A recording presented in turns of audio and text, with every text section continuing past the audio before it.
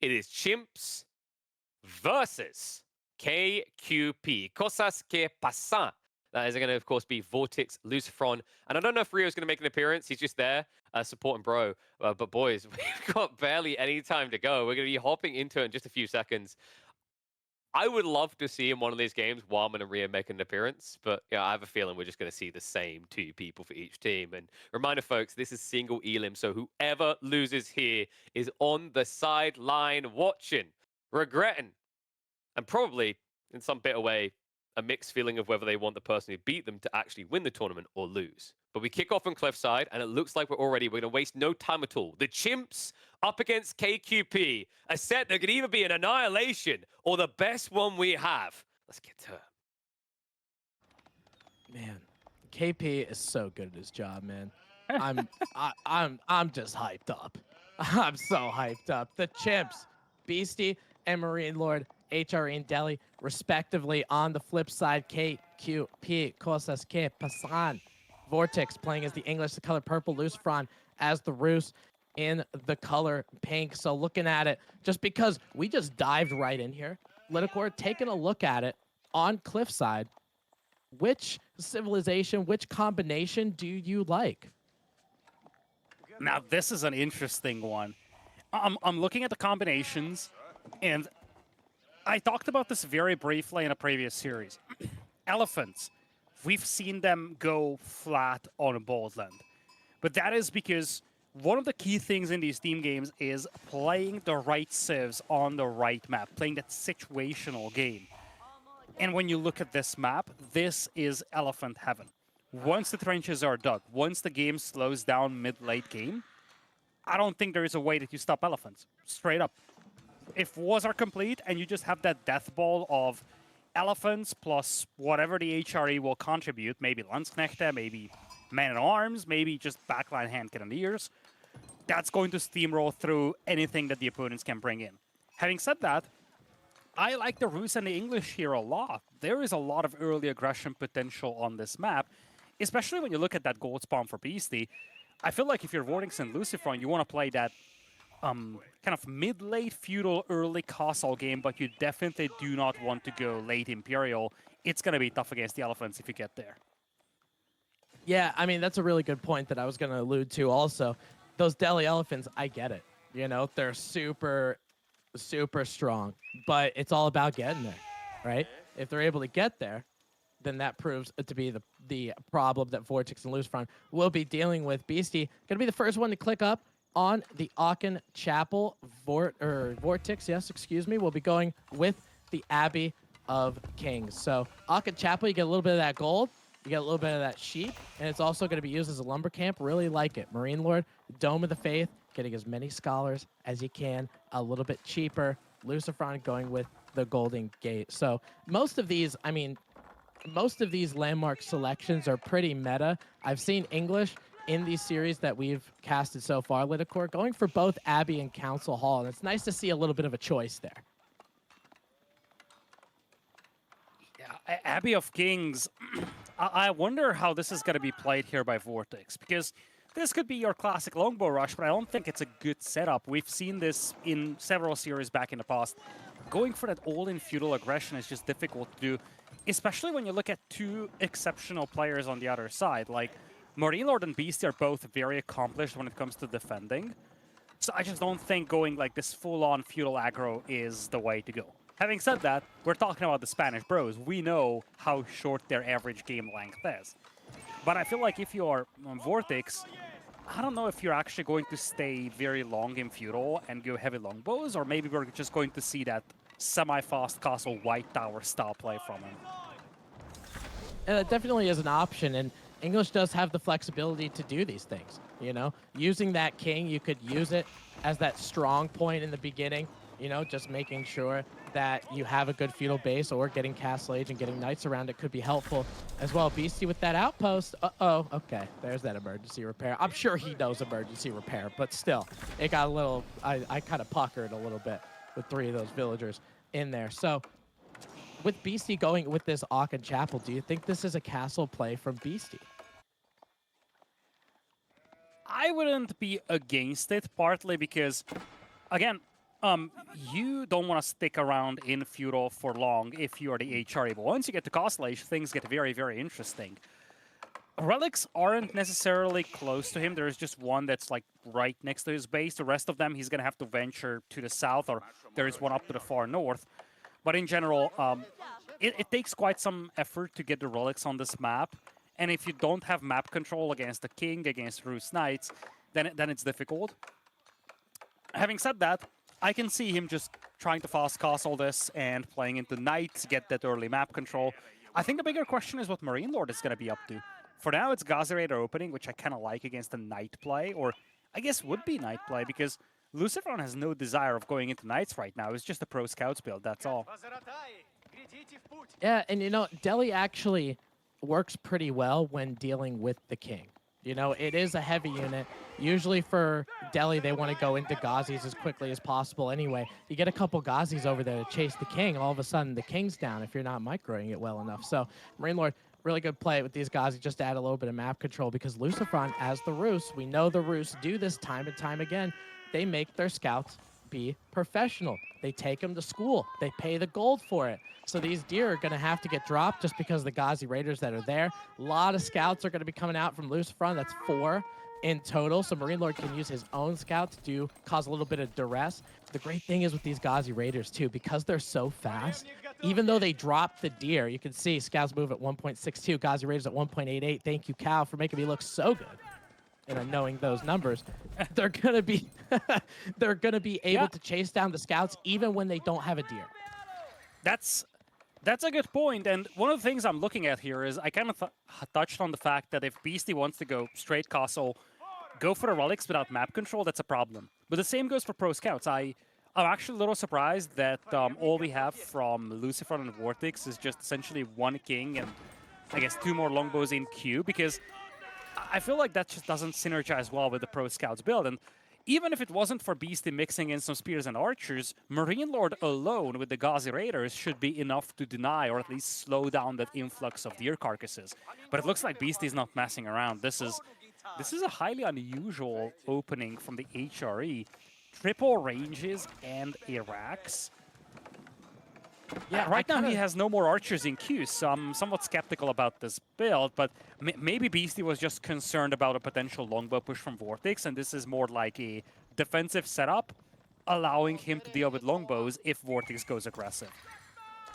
Yeah, I was kind of wondering if Beastie was going to go heavy into Feudal because of how many he had on wood by that chapel. He had like 10 or 11 on wood, so obviously, you know, it could have been for farms, but if he was going fast castle, maybe he would be picking a different food source instead of that. But now he's still pushing it. He's got a decent amount of spearmen. He's got a decent amount of archers. And we can see the army composition for the Rus and the English start to develop. Lucifron going to be adding some knights, which is going to help out. Obviously, the Rus getting those early knights. Vortex adding the longbowmen, which makes me think, you know, just because you go Abbey of Kings and you get the king, I've seen better feudal plays from an English player when they just go Council Hall if they were planning on going longbowman anyway.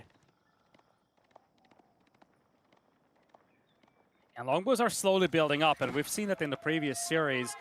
If you can retain that that big ball of longbows, once you get the mid-late Castle Age, it becomes devastating. A ball of 80 longbows is extremely difficult to stop. It's just that the escalation is somewhat exponential. So right now, this group of longbows isn't a major contributor. It will become a major contributor very soon, and Lucifron is now getting into knights here. He's got 5 knights, though. He's facing off against 13 Ghazi Raiders, and that's a matchup that should favor the Ghazi Raiders.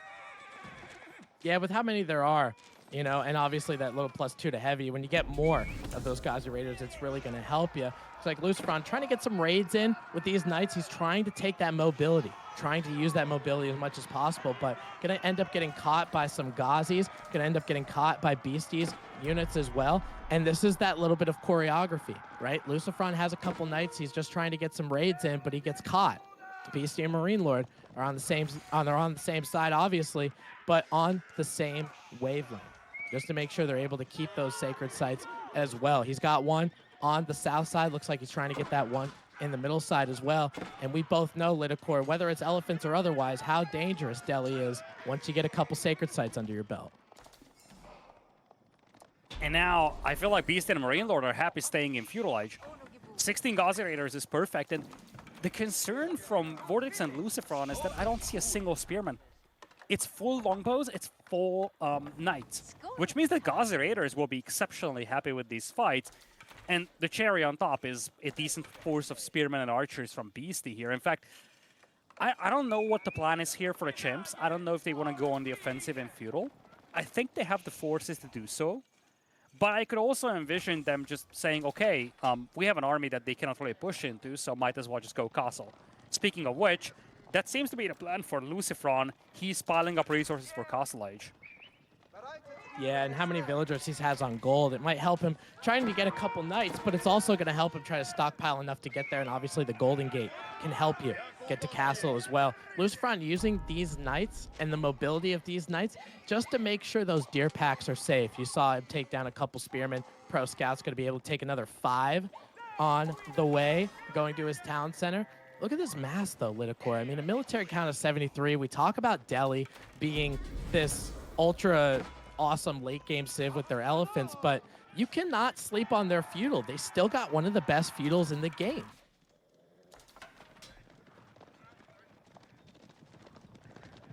It looks like for Lucifron, High Trade House is going to be coming up into Castle Age, so maybe they might see some of those Castle Age knights with Boyar's Fortitude later in the game.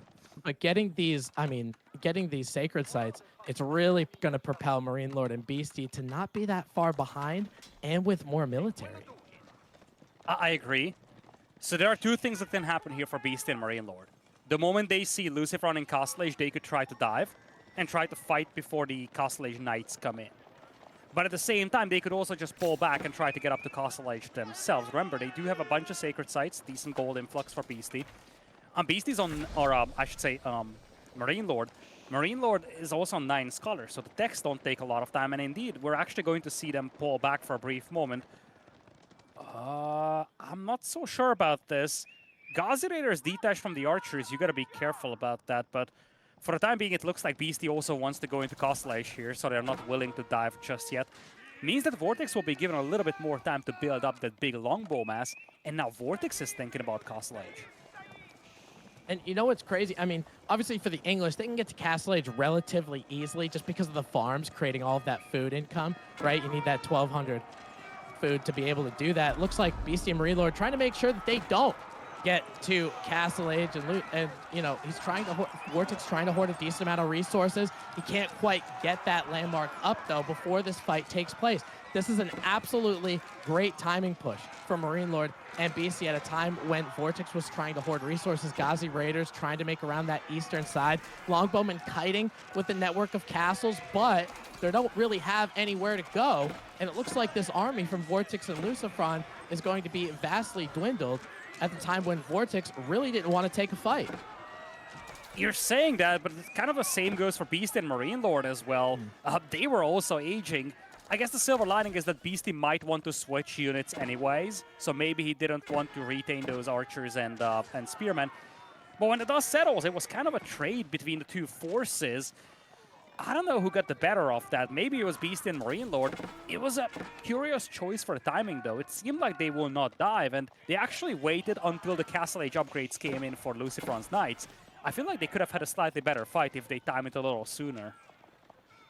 Yeah, if they were a little earlier, you're probably right on that one, because we saw those knights go from those early knights to regular knights, right out of the gate. But now Beastie going to be going with the Regnitz Cathedral, and I would think for Beastie and Marine Lord for the team of the Chimps, they have a little bit of map control where maybe they could scoop up some low-hanging fruit, some easy relics that are over there. Vortex with that King's Palace trying to bolster that economy as best as he can with that second town center and trying to keep these sacred sites. But now with Lucifron in castle, with Vortex in castle, Marine Lord struggling to get there, but continuing to make units like Gauzy and Spearman. Do you think he's going to be hanging out in Feudal for a while?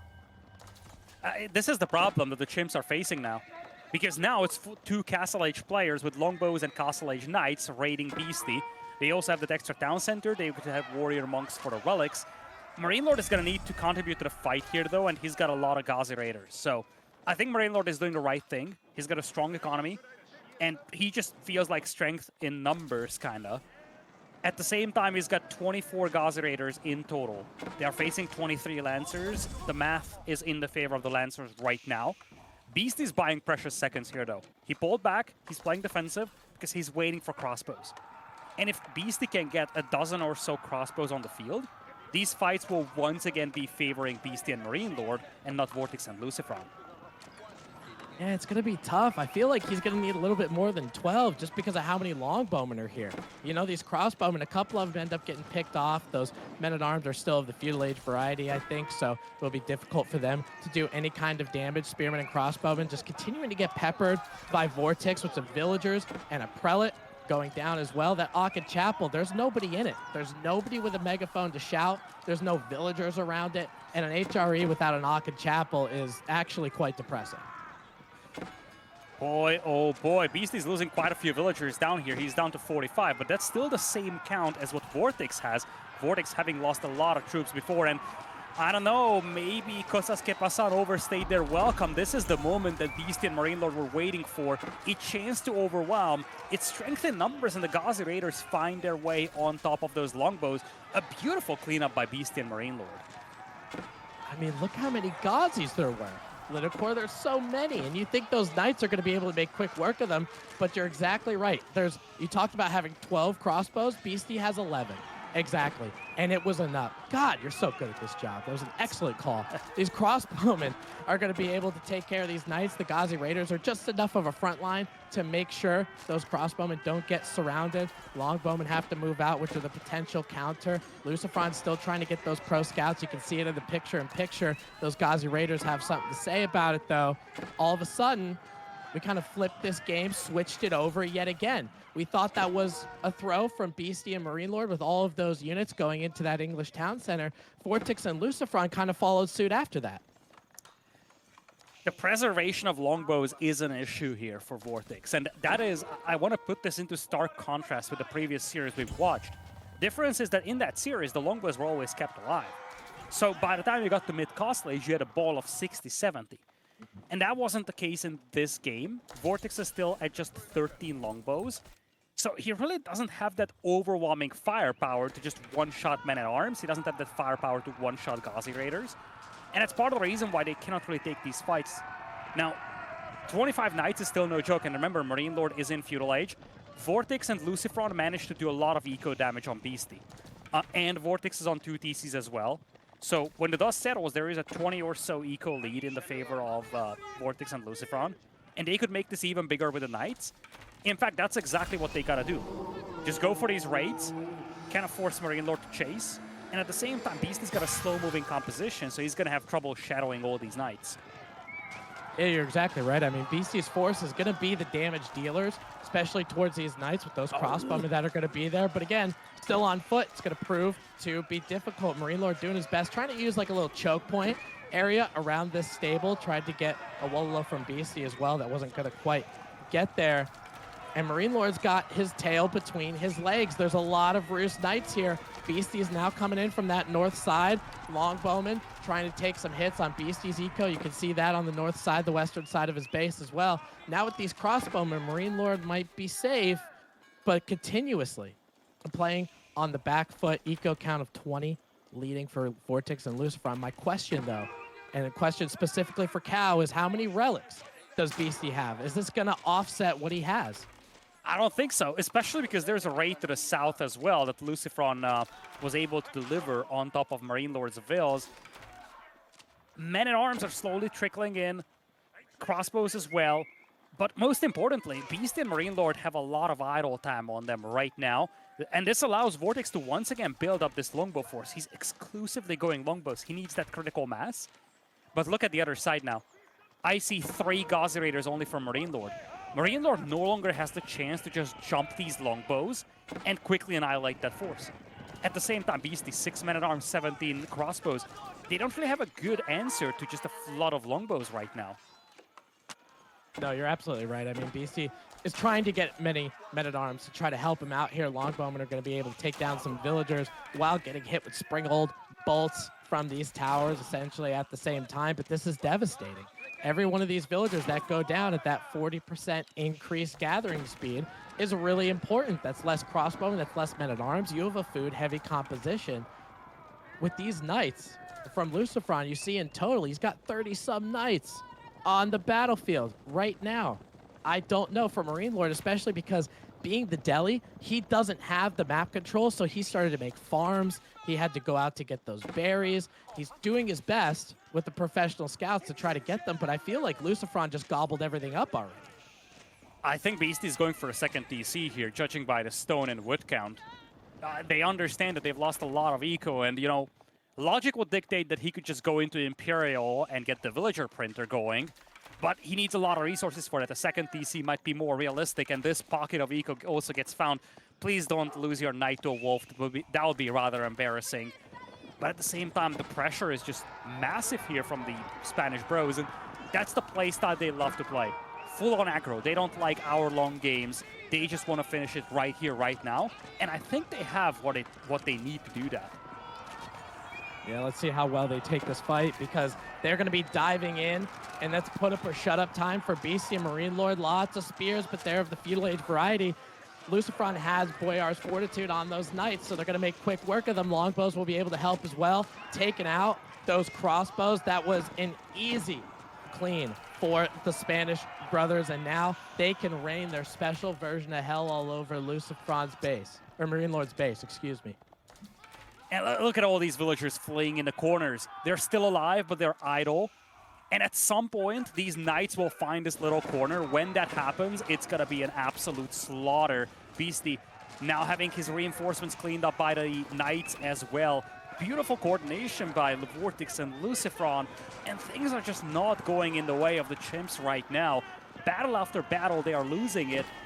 And really, the only thing that's positive for them right now is that they still have a decent amount of villagers given the circumstances. They're down by 50 eco, but that could be a lot worse. Yeah, and they need cost-efficient battles right now. From being behind on the economic count, they need the units that they make to actually matter. And a lot of them are being wiped up. You know, these men-at-arms, even though they do have heavy maces, what I can see on them, I'm not sure if they have two-handed weapons yet to give that extra +2, but you got to be thinking they'd be able to do something against those knights. It's just not enough. Two-handed weapons not coming in. You're going to need a decent amount of men-at-arms to deal with these knights, and I don't think BC's going to have the ability to do it. I wouldn't mind if Lucifron pulled back the injured knights, though, because I think he's playing with fire here. So he's still fighting into spearmen, he's fighting into Gauzy Raiders, and a lot of these knights are damaged. I think they're still fine, that is Vortex and Lucifron, but you gotta be careful because sometimes you just overextend a little, you feel like you're having this, and then there is a comeback coming in. But there is Vortex. If there was ever a get out of my game moment, this is it, dropping the Berkshire Palace right next to the base of his opponent. Yeah, and Marine Lord doesn't want to see it go up.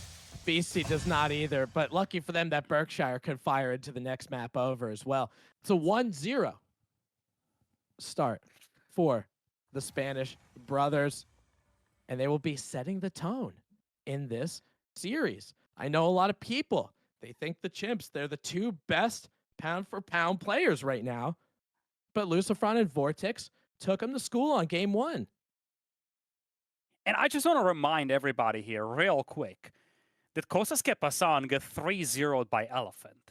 So when you're looking at this matchup, you know, we went into the series with some big question marks against Vortex and Lucifron. Are they going to be one of the big players for a potential championship?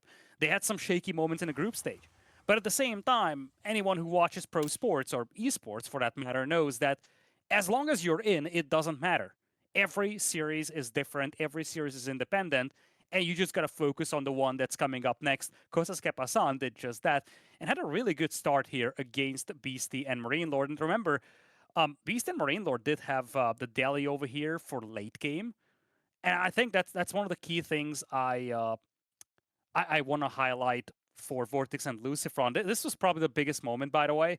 This dive from Beast and Marine Lord, I felt like it came a little too late. The Knights were already Castle Age, but these were also the diciest moments for Vortex. He lost a lot of villagers in here. At the end of the day, though, the Night Raids were really good from Lucifron, and you know, the composition that Beast and Marine Lord has, it would have been awesome in Imperial, especially with the Elephants of the Delhi. They just never got to Imperial.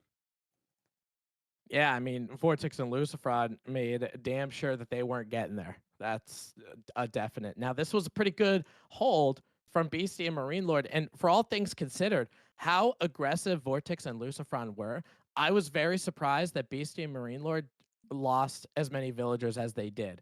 I expected them to lose more from this all-out aggression, but I think based on the graph, it was 16 for each side, so they were doing their best to keep them in there. That first push that you saw before, I think there was a choke there. Some Ghazis were trying to take out some knights, which wasn't really advantageous. They didn't really get on that long bowman mass, so that ended up proving helpful for Vortex and Lucifron. And this was this end where BC and Marine Lord were just continuing to lick their wounds after that first dive. They can never mass up enough to deal with that knight mass that Lucifron had. This shows how good Roos is, not only as a knight civ, but as a civ that makes pro scouts and gets deer. Their food economy is really good. For those knights that are so expensive, it really works out. Now, speaking of the pro scouts here, that was one of the weird things to look at in this game. You look at Vortex and Lucifer and how they started this whole story. They wanted to go pro scouts with basically no troops out on the field. So one thing I want to highlight is that we've seen some moments where Vortex and Lucifer had somewhat questionable strategies. I want to be careful with the wording, but there were some moments where things didn't line up the way they wanted, I feel. This whole pro scouts opening with no troops to protect them. I also am a little concerned about them being so locked in on a single type of a unit. It was only knights, only longbows. It worked out in this game, but that's something that they might need to think about going forward. Is that the right way to play in every single game? Having said that, we're going into game number 2, and we do have the Ayobids out here. Ayobids on Baldland, we've seen that being a powerhouse. Beast and Marine Lord opted to take away Delhi here from Vortex and Lucy, allowing them to play with the French and the Ayobids. And on the other side, Malians, one of the favorite civs in the hands of Beastie, and English for Marine Lord, probably. I don't know the distribution between the players, but I would presume that it's going to be Beastie with the Malians. Yeah, and I mean, we saw this in the last series as well. Malians on Baldland proves to be a pretty good pick. You know, just having the ability for where you actually spawn, your teammate being able to help you out a little bit while you're doing that cow boom to get to that economy. And we saw how good the Canadian brothers were at executing that. And then you got to that late game military mass that the Malians get quicker than just about everybody else. And there really isn't much you could do about it. I think that there's a very similar play that they could do if English goes for something like Abbey of the Kings, right? You can get a king, you could do a little bit of harassing, you can get a couple longbows, maybe some horsemen to go with it if you're feeling a little frisky, just to try to keep your Malian partner a little bit safe. So there's definitely play for it. I think the focus here on Baldland will be the timing of aggression. We've seen in many series before, players try to be aggressive, but mid-feudal age is not the time to be aggressive. It's early castle where it's at, where you want to secure those large gold veins, where you have to start migrating towards the other tree lines. That's where you want to essentially unleash hell. And that's actually a good timing here for the Ayobids. I would not be shocked if we saw a fast castle into Camel Lancers. Maybe we're going to see the French playing into knights initially. This might just be a double cavalry fest. Or we're going to see something totally out of the book from the Spanish team. On the other side, I would not be shocked if Beast and Marine Lord played very defensive at the beginning, super condensed with the Malians and the English, and their focus should be more on the late game side of things. We head into game number 2 on Baldland. Kosas Pasan up 1-0 with Vortex and Lucifron, using the Ayobids and the French in pink and purple, facing off against Marine Lord and Beastie with green and yellow, in command of the English and the Malians.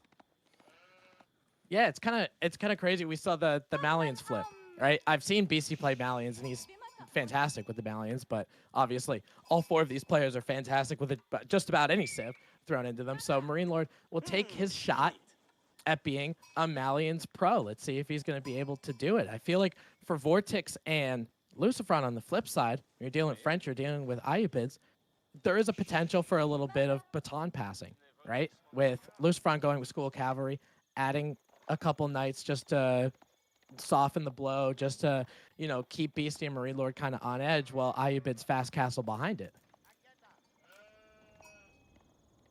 I agree with you. I think when you look at this map, one thing you want to look out for is using mobility to buy time, to allow your teammate to secure key positions on the map, and essentially to dictate the tempo of the game, which is something that we talk about very, very often.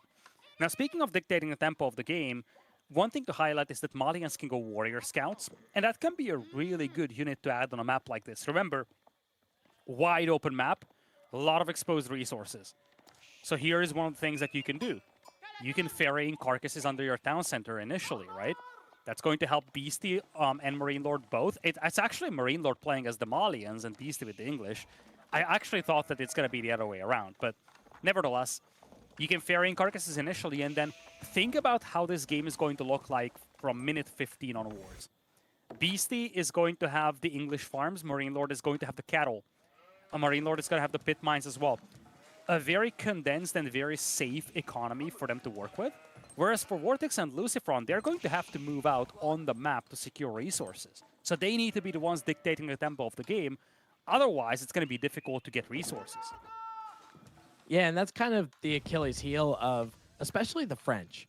You know, there's a reason why for the French, going pro scouts ends up being pretty advantageous, because going out to get those food sources is what they have to do. Going out to get extra gold when their first gold goes away is what they would have to do as well. Vortex is the Ayubids. Gonna go up with the Culture Wing as Cow is hovering over. He gets 2 dervishes in Feudal Age, and might there be a potential, Lidacor, for a Royal Knight with a couple dervishes behind him? Now that would be an intriguing option. That would actually be sick. And it's going to be a second TC by Beastie here. Abbey of Kings into second TC. That screams White Tower eventually. If you play 2 TCs, I doubt that you're going to have a lot of incentive to go for a King's Palace. So I'm thinking this could be that second TC into fast castle style play from Beastie, play with the Knights. And again, they will be the defenders initially. As Cow highlighted to us, there are a lot of opportunities for Beastie to wall. So they can at least secure portions of their flanks, making it a little bit more difficult for Lucifron's initial Knights to find targets. Though, you always have to highlight, Lucifron's one of the best players when it comes to Knight micro and in general, leveraging Knight mobility. Yeah, and I think for a lot of the viewers back home that are watching, you're seeing all of these Knights with Lucifron and his Knights, and the Knights that he had in the previous game with all the Roost Knights, having the ability to micro those so well, you know, and that's why when somebody is a beginner that wants to learn how to play a Civ, I usually tell them French because it helps you make sure that your units are safe. You have to babysit them a little bit. They're 240 resources, so making sure that each one has the most health as possible to take all of those key fights is so important. It helps you pay attention to the units that are on the map. Lucifron does that better than anybody. Indeed, he is, and there's the Dervish push. So you're going to have 2 Dervishes healing up these Knights potentially. Beastie does have the stone he needs for the TC. This was easily scouted by all these scouts out here from Vortex and Lucifron. So they know fully well that Beastie is going to 2 TC. And they also know that Marine Lord is a little slow in the build-up. It's just how Malians operate. They're not really your early aggro civilization.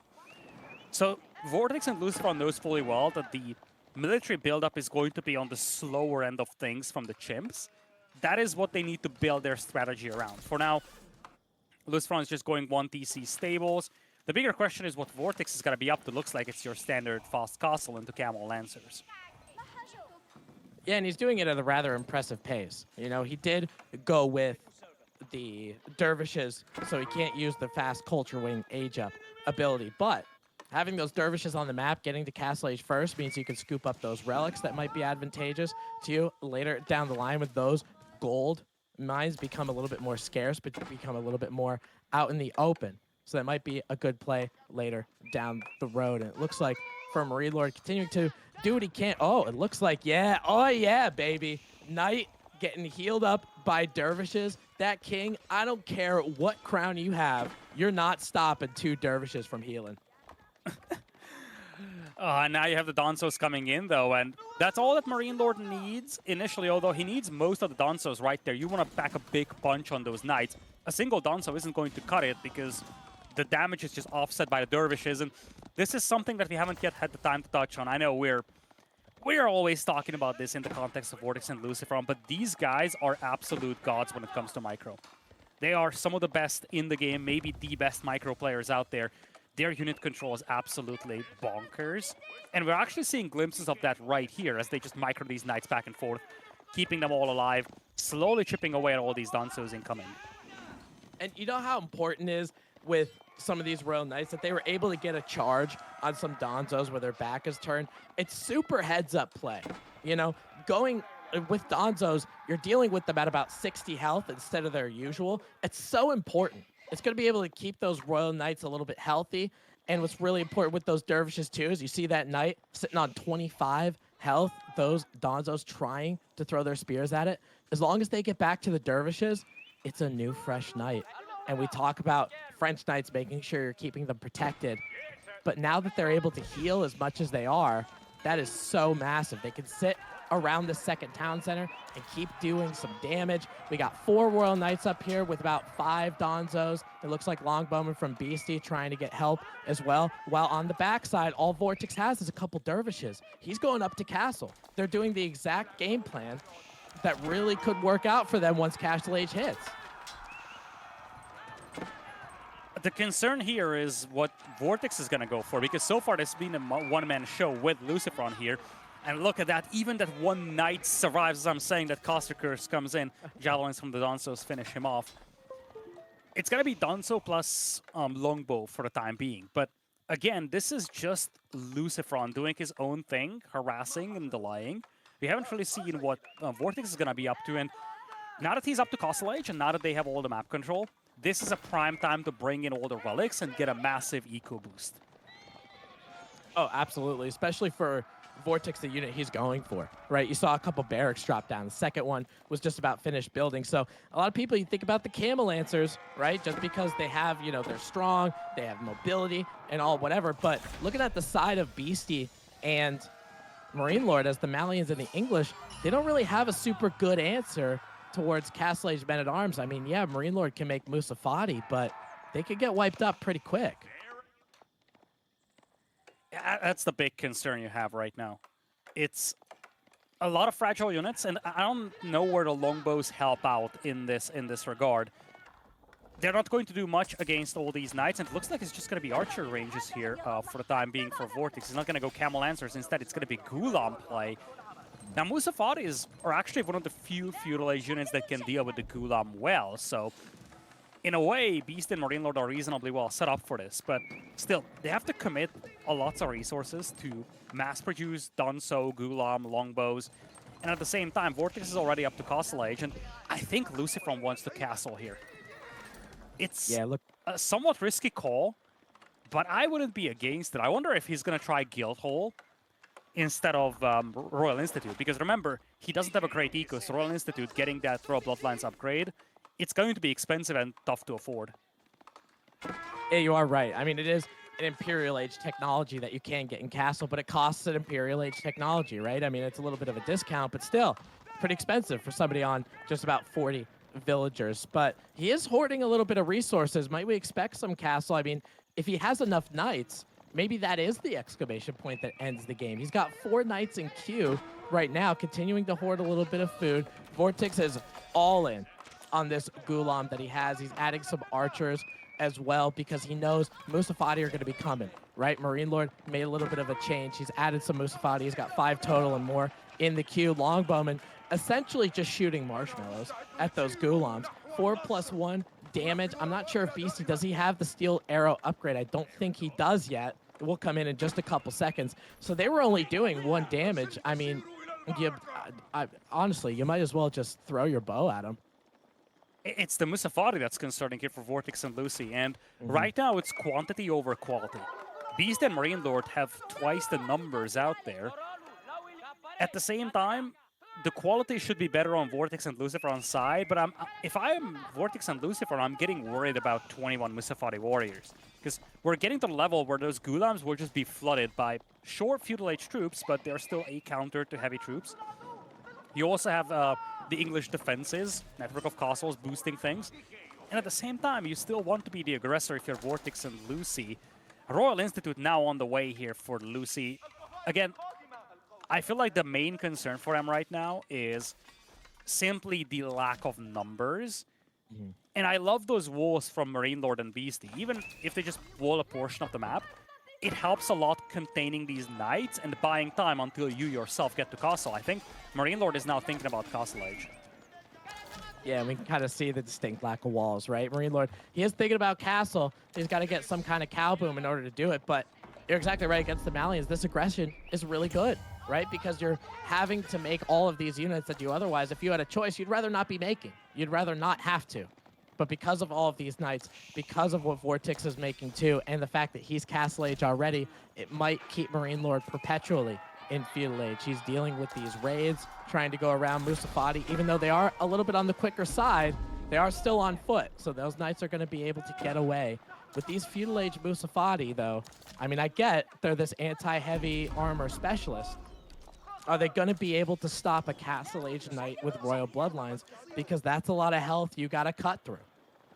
Exactly. And remember, Musafati warriors are fairly fragile. So one charge from Castle Age Knights into Feudal Age Musafati, you have already suffered a lot of damage. And then you still have to cut your way through all these Gulam out there. Now, Beast and Marine Lord are both thinking about Castle Age. If you're Vortex and Lucy, this is where you time your strike, as they are aging up. But even then, it's going to be so difficult. You need to wait until Royal Bloodlines. You need to push into an English base, and you're still outnumbered pretty badly. Villagers just casually fighting back against the King over here. Nothing to see here. Castle Age now on the way here for Marine Lord. First, King goes down without killing a villager. Yeah, that's really good heads-up defense. Obviously, that King being a rather annoying unit, so being able to pick off some villagers with it and stopping that is very important. Beastie and Marine Lord going to Castle Age at just about the same time. Beastie with the White Tower, Marine Lord with the Grand Filani Corral, and I don't think he is 100% totally cow boom because of how many units he was able to make. They see the White Tower, they're like, now's our time. They're going to come in and try to strike. Villagers have to get vacated. At least about half of them are moving in the opposite direction.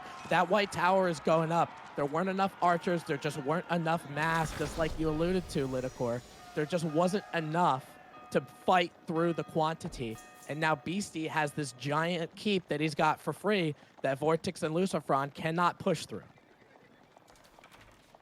And Beastie gets a massive production buff with that White Tower. And he's got the eco to leverage it with. Remember, he's been on 2 town centers. Now, he lost a couple of villagers, so the eco count is neck and neck, but it doesn't factor in the Mali and passive resources. Looks like Vortex and Lucifer are still looking for a fight, though, and part of the reason why they couldn't charge in the previous engagement is because Beastie used the palings from the longbows. But if they just run past here, they could still do so much damage. Remember, that's a lot of Musafati, but you have archers on the back line as well over here. Gulam now looking to jump the longbows here. I think the Spanish birds can still take a good fight here. Yeah, I think so too. With a lot of these archers that are here, there isn't anything in Beastie or Marine Lord's composition, minus the longbowmen, I guess, that are going to be able to try to take down archers on the opposite side. And you saw Musafati count ends up getting dwindled pretty badly. You know, Marine Lord's at a military count of about 20 now, but Vortex and Lucifron are sitting on the production of the Malian Empire. So anything that pops out is going to get quickly taken out. Knights going in so many different directions, trying to take down some villagers for Beastie and Marine Lord. Find some Malian villagers on the northern side. Mobility kind of hurting Beastie with these longbows right now. These knights are flying around. Gulam's archers flying around. It looks like longbowmen are still trying to chase them with enough longbowmen here. The fact that there's only longbowmen, not a lot of Musafati to kind of help. Those Gulams are just going to charge right in, Lidakor. Maybe they can get some damage in. Crossbows are coming in here for Beastie, and the White Tower is the saving grace here, helping out with the production. You can see how much of a priority this is for Vortex to focus them all down. A lot of damage done here, but at the same time, Vortex and Lucifer were inside the enemy base for a while, taking a lot of damage from the TC fire. Beastie still has the network of castles out there, and when the dust settles, the populations are neck and neck, the villager counts are neck and neck. I feel like Beastie and Marine Lord has successfully weathered the storm. Yeah, I kind of think so too, because if you're talking about civilizations that do okay without that many villagers, it's usually the Mali, right? Because a lot of their resources are generated from buildings, pit mines, houses, and mining camps around them. And then the corral that's going to help them as well. Their food and gold per minute probably isn't really that affected, you know? They're going to be able to make a decent amount of units, and your units are a little bit cheaper with the Musafati and the Donzos as well. Beastie on the backside with that white tower being relatively safe.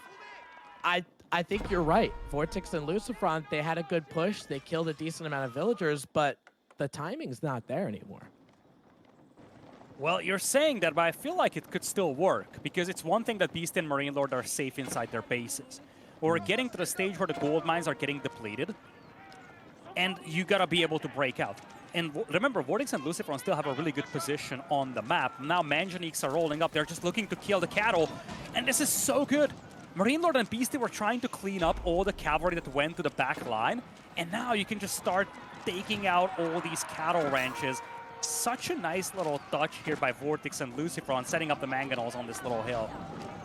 Yeah, and those mangonels are so important as they're trying to get hits, not necessarily on the ranches, although they are getting hit as bystanders. A lot of those cows, oh my, those cows just got stoned to death. Cow, as the observer, please look away. This is very difficult for you to see your brethren going down. But that range mass from Beastie can't really sit and engage because of the fact that those Manganiques exist. The town center is actually trying to take them down just because those Castle Age Mangonels, Manganiques are a little bit susceptible to ranged damage as two of them go down. Just because they had that siege, all of those longbowmen, those crossbowmen couldn't get in there. So they got to figure out how to deal with those mangonels if they're going to make their way out of this little corner they put themselves in. I always wanted to know how hamburgers are made. Now I do. Just looking at that base from Marine Lord. Remember, at the same time, we do have basically all the relics in the hands of Vortex. That's a huge influx of resources we're talking about. These cattle, having been shut down, it's quite a lot of lost food for Marine Lord. Now they're going all the way back here. Nice little migration of the cattle. Sacred sites are also in the hands of Vortex and Lucifron both. And the name of the game has to be gold control now. So far, Beast and Marine Lord still have safe gold to work with, but that could change very soon. Beast and Marine Lord have been quietly building up forces, by the way. If you're Vortex and Lucifron, you gotta be careful not to get caught off guard here. Oh, yeah. I mean, they do have a rather impressive military count, right? Those archers from Vortex are going to be very, very important to try to take down the Musafati and Donzos of Marine Lord. Manganiques did have their fire on, now switched to normal rocks. They're trying to actually snipe the mangonels of where Beastie is. Both pulled villagers over, try to make sure they can take some. That's a lot of units. End up going down. Some crossbowmen, some longbowmen, maybe not as impressive as seasons past, but it's enough to make Beastie run away. You can see where Marine Lord is on the western side, where Beastie is on the eastern side. They're not fighting together. And these mangonels are going to be able to try to deal with this ranged mass. You can see mangonels from Beastie continuing to take hits. Just because of that repairs, those mangonels aren't getting sniped by each other. But the Knights are going to be able to run in just because they're pseudo-imperial. They can take some crossbowmen bolts. They can take a lot of this stuff. And they're going to be able to make a good front line here. But those Musafati coming in, Beastie and Marine Lord starting to fight together. All of a sudden, the only thing that's left are Vortex archers. They had this feeling for a while. I feel like Vortex and Lucifron might have overstayed their welcome a little.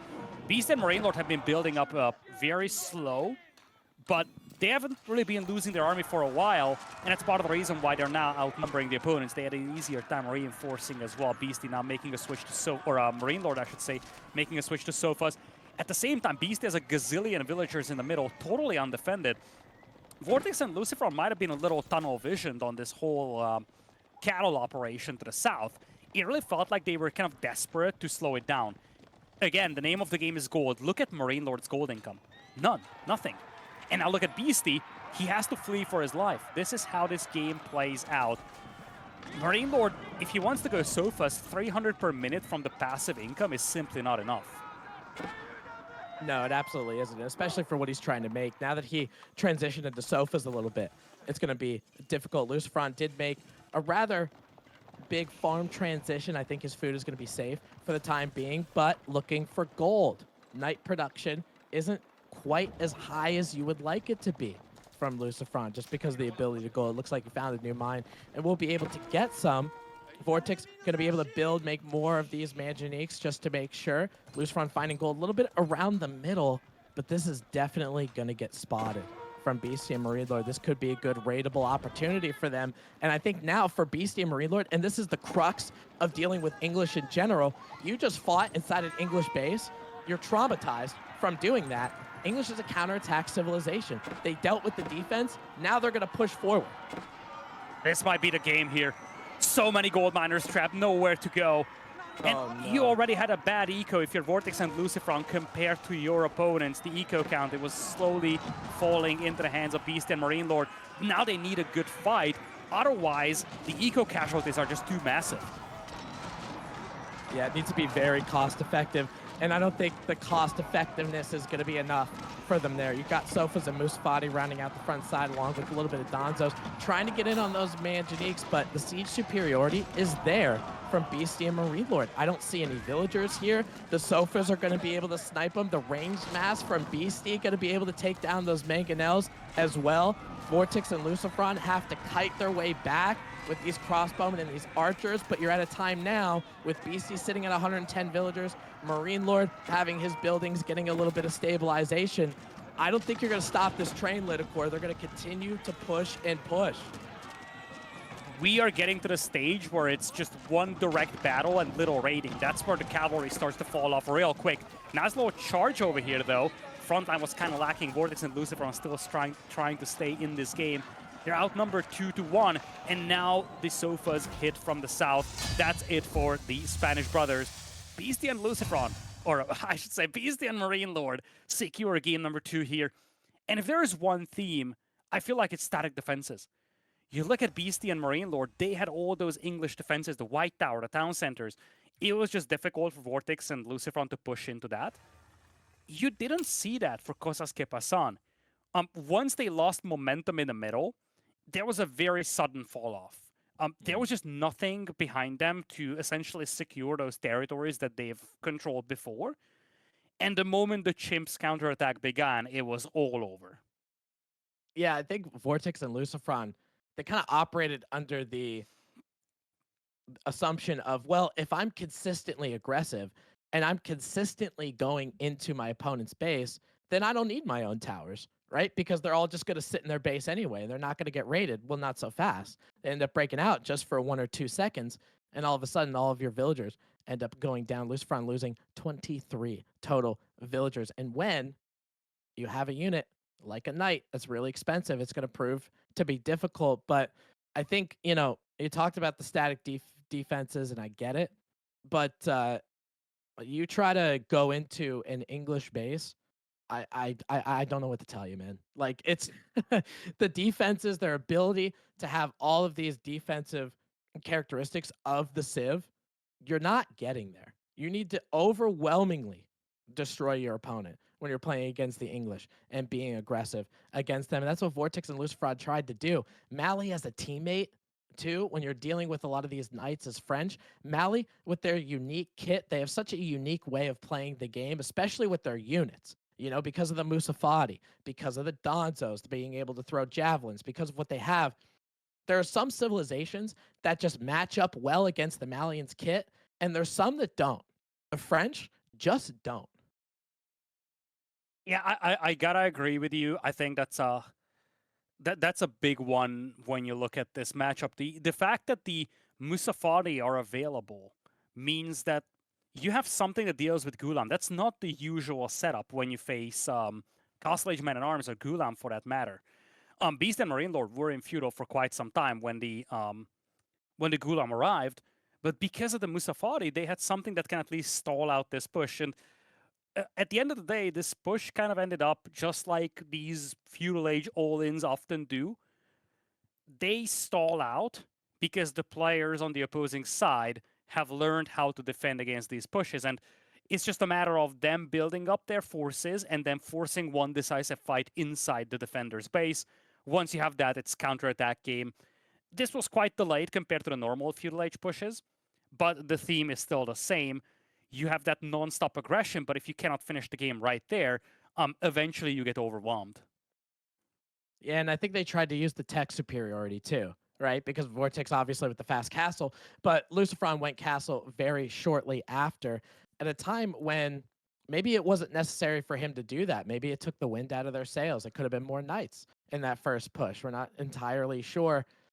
And I think it's really important to kind of stand out, or the lack thereof, strength of the mangonel right now in Castle Age. And this is something that now with these previous updates that have been coming recently, I really like the changes. You don't just see a couple mangonels and you're like, oh, I guess I lose. Because Vortex, he had siege superiority with some of his manganiques as the Iobids. And then all of a sudden, it just wasn't enough to get through the range masses of it. So it's not just now where you make siege and you stall the game out. You make siege, it could tilt your tide, but it also just doesn't stop. And I really love it. Well, we're gonna head to Gorge here for game number 3 here. Vortex and Lucifron, Kosas que Pasan. And it is going to be an interesting combination here for the chimps. Not something that you see every day. Combining the Abbasids with the variant civilization, the Iobids, facing off against the Malians and Japanese. A lot to talk about in the context of these 4 civilizations. Yeah, I'm very curious to see, with Abbasid and Iobids, what their game plan is. It's kind of, when we're talking about variant civs and their quote unquote parent civs, is the Iobids are so vastly different, in my personal opinion, so vastly different from the Iobids. That's something like Jeanne d'Arc really isn't that dissimilar from the French. They kind of play the same. They make knights. I get that Jeanne d'Arc exists and, whatever. But the Iobids, they do, it's like, they're not this boomy civ that Abbasid is, right? Abbasid, most of the time, especially in 1v1, they still go in Eco Wing. They still make a bunch of town centers, and it's up to you to stop it. Where Iobids are just so much more proactive. They can get Feudal Age and make some Desert Raiders, get some Dervishes. You can get a fast castle and go for Camel Lancers and Gulams and get in there, right? So even though you might think, oh, well, they picked 2 civs that are relatively the same, I don't really think they're that similar. Yeah, I gotta say, I agree with you. It's more along the lines of, you look at these 2 civs, and it's not a combination that you commonly see. That's kind of the gist of this. On the other side, you have the Malians and the Japanese. Again, not a combination that's commonly seen together. But this is an interesting map to look at. Gorge, this is probably the map where you spawn the closest to your opponent. You just march into the enemy base in a blink of an eye. So this is one of those maps where you could do a lot of damage with ninjas, for instance, or shinobi, I should say. I actually wonder if that's going to be part of the plan for Kosas que Pasan. Remember, Vortex and Lucifron are exceptional with micro. And especially if Beastie and Marine Lord take it a little slower at the beginning, Shinobi could be an immensely valuable tool when it comes to, let's say, stalling out, production buildings. Stalling out age ups, dare I say. I can see one of the Spanish bros just taking Japanese for some good old-fashioned Shinobi micro. We have a minute left to go. Remaining maps would be on Dry Arabia and potentially Pigeon's Valley, which, honestly, I would be very curious to see that, simply because that is probably the map that is the worst for the playstyle of Kosas que Pasan. So I guess that would be the kind of fallback option here for the chimps if this really goes all the way to 5 games. Yeah, it's kind of fun with Pigeon's Valley because you can interact with the map, right? You have some of those bridges that you could use. You could blow them up. You could do, whatever. And it's really nice to have a map that you can also interact with strategically. And I think that's something that RTS games and Age of Empires 4 specifically does very well because of your ability to make the decisions to the things that you're in front. More decisions means more fun. So if you're able to break down those bridges or not, that's your decision. We'll see. But we're not seeing Pigeon's Valley here. We're seeing Gorge. Everybody buckle up. We are tied 1-1.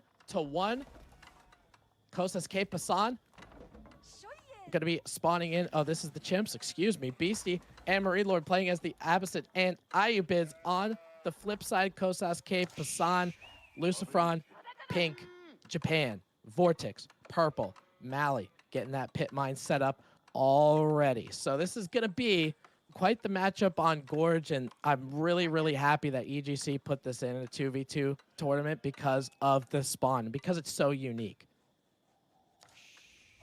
It is just such a weird map to play, but weird in a good way, I would say.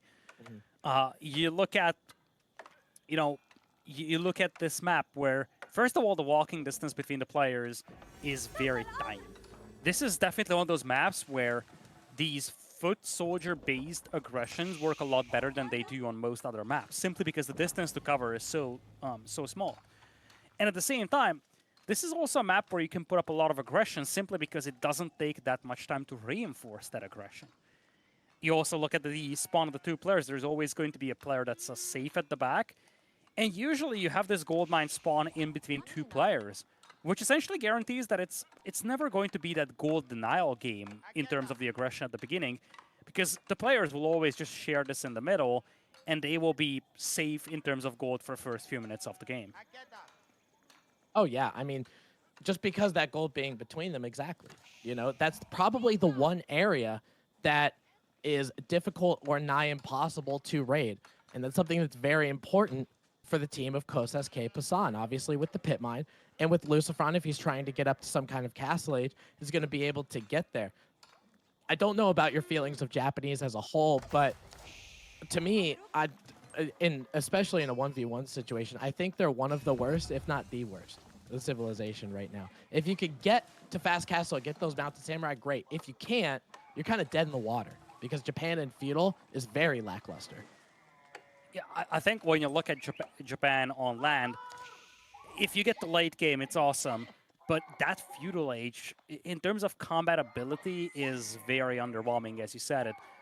So when you look at the Japanese, the real question is, how are you going to utilize them early game? There's no Koka Township coming up. You're not going to have the Shinobi. It's standard Kura storehouse. Again, what is the game plan here for Lucifron? I feel like everybody else, we can kind of figure out the go-to strategy. But I am just so unsure about what Lucifron is up to with this. Maybe we're just going to see a very good old-fashioned horseman play from him. Yeah, I mean, it depends on, and it also depends on what your teammate is doing, right? As the Malians, if he wants to go for, if he says to his partner and he's like, hey, I kind of want to go to Castle Age. I don't want to interact with anything. I want a cow boom, so you take this over. I don't know if that would be the decision I would make, but Lucifron's going to have or do something in regards to that. It's still a little bit slow to get that Umar Bannerman out. I think a lot of the times people were kind of high up on it once you got to Feudal Age because they're like, oh, it's 225 stone. It's not really that bad, right? But it's still too slow to the point where it really delays what you're trying to do. And comparing it to an English Abbey of Kings that they just get the king for free and they don't have to pay anything, it doesn't prove to be very advantageous. Now, Beastie, on the other side, we talked about the opposite. We kind of know what they're doing. They're going eco wing, right? They got a lot of villagers on gold, or stone, I should say, trying to get to that second town center. Marine Lord, on the flip side, Cal did mention, went over to the culture wing for Marine Lord. So I'm curious to see what he develops or what he wants to play out of that. But take a look at Lidicor with this Lucifron spawn that he has. He pushed all of the deer over to make sure that he's safe and that gold mine is safe. This could be a relatively easy fast castle for him. All right, fast castle. Now, fast castle is a danger zone on this map. If you can pull it off, great. You're going to be in a great spot because, again, distance to cover between the players is small. So you can really leverage those premium troops that you get early on exceptionally well. At the same time, it's just screaming for aggression from the other side. But as I'm saying that, it's a second TC build from Beastie. He's actually the forward player here with the Abbasids. And for now, Marine Lord is likely just going to fast castle with the Dervishes. We'll try to secure the relics. Vortex and the Lucifron. For now, it's just going to be a cattle play by Vortex at the back. And again, the question becomes, what is the game plan? What is the game plan from Lucifron? He's trying to fast castle, and that would mean he's got mounted samurai going, but he would face camel lancers when it comes to challenging map control. Yeah, you know, with this Japanese versus Ayubid kind of thing, because this is kind of what it's boiling down to, because both of them are fast castling, the other ones are kind of just doing their own boom thing. it's a weird matchup for the Japanese because of the fact that the camels exist, right? I used to be like, well, think about the units they're going to make. They're either going to make camel lancers or they're going to make gulams. So does Lucifron go for an Onimusha switch instead? I get that they're on horses, but they're going to be, yeah, but they're going to be able to do that bonus to the camel lancer or the gulam, whatever he chooses to do, because that's what that power spike of the Ayubids is, right? That Castle Age unit. They're both heavy.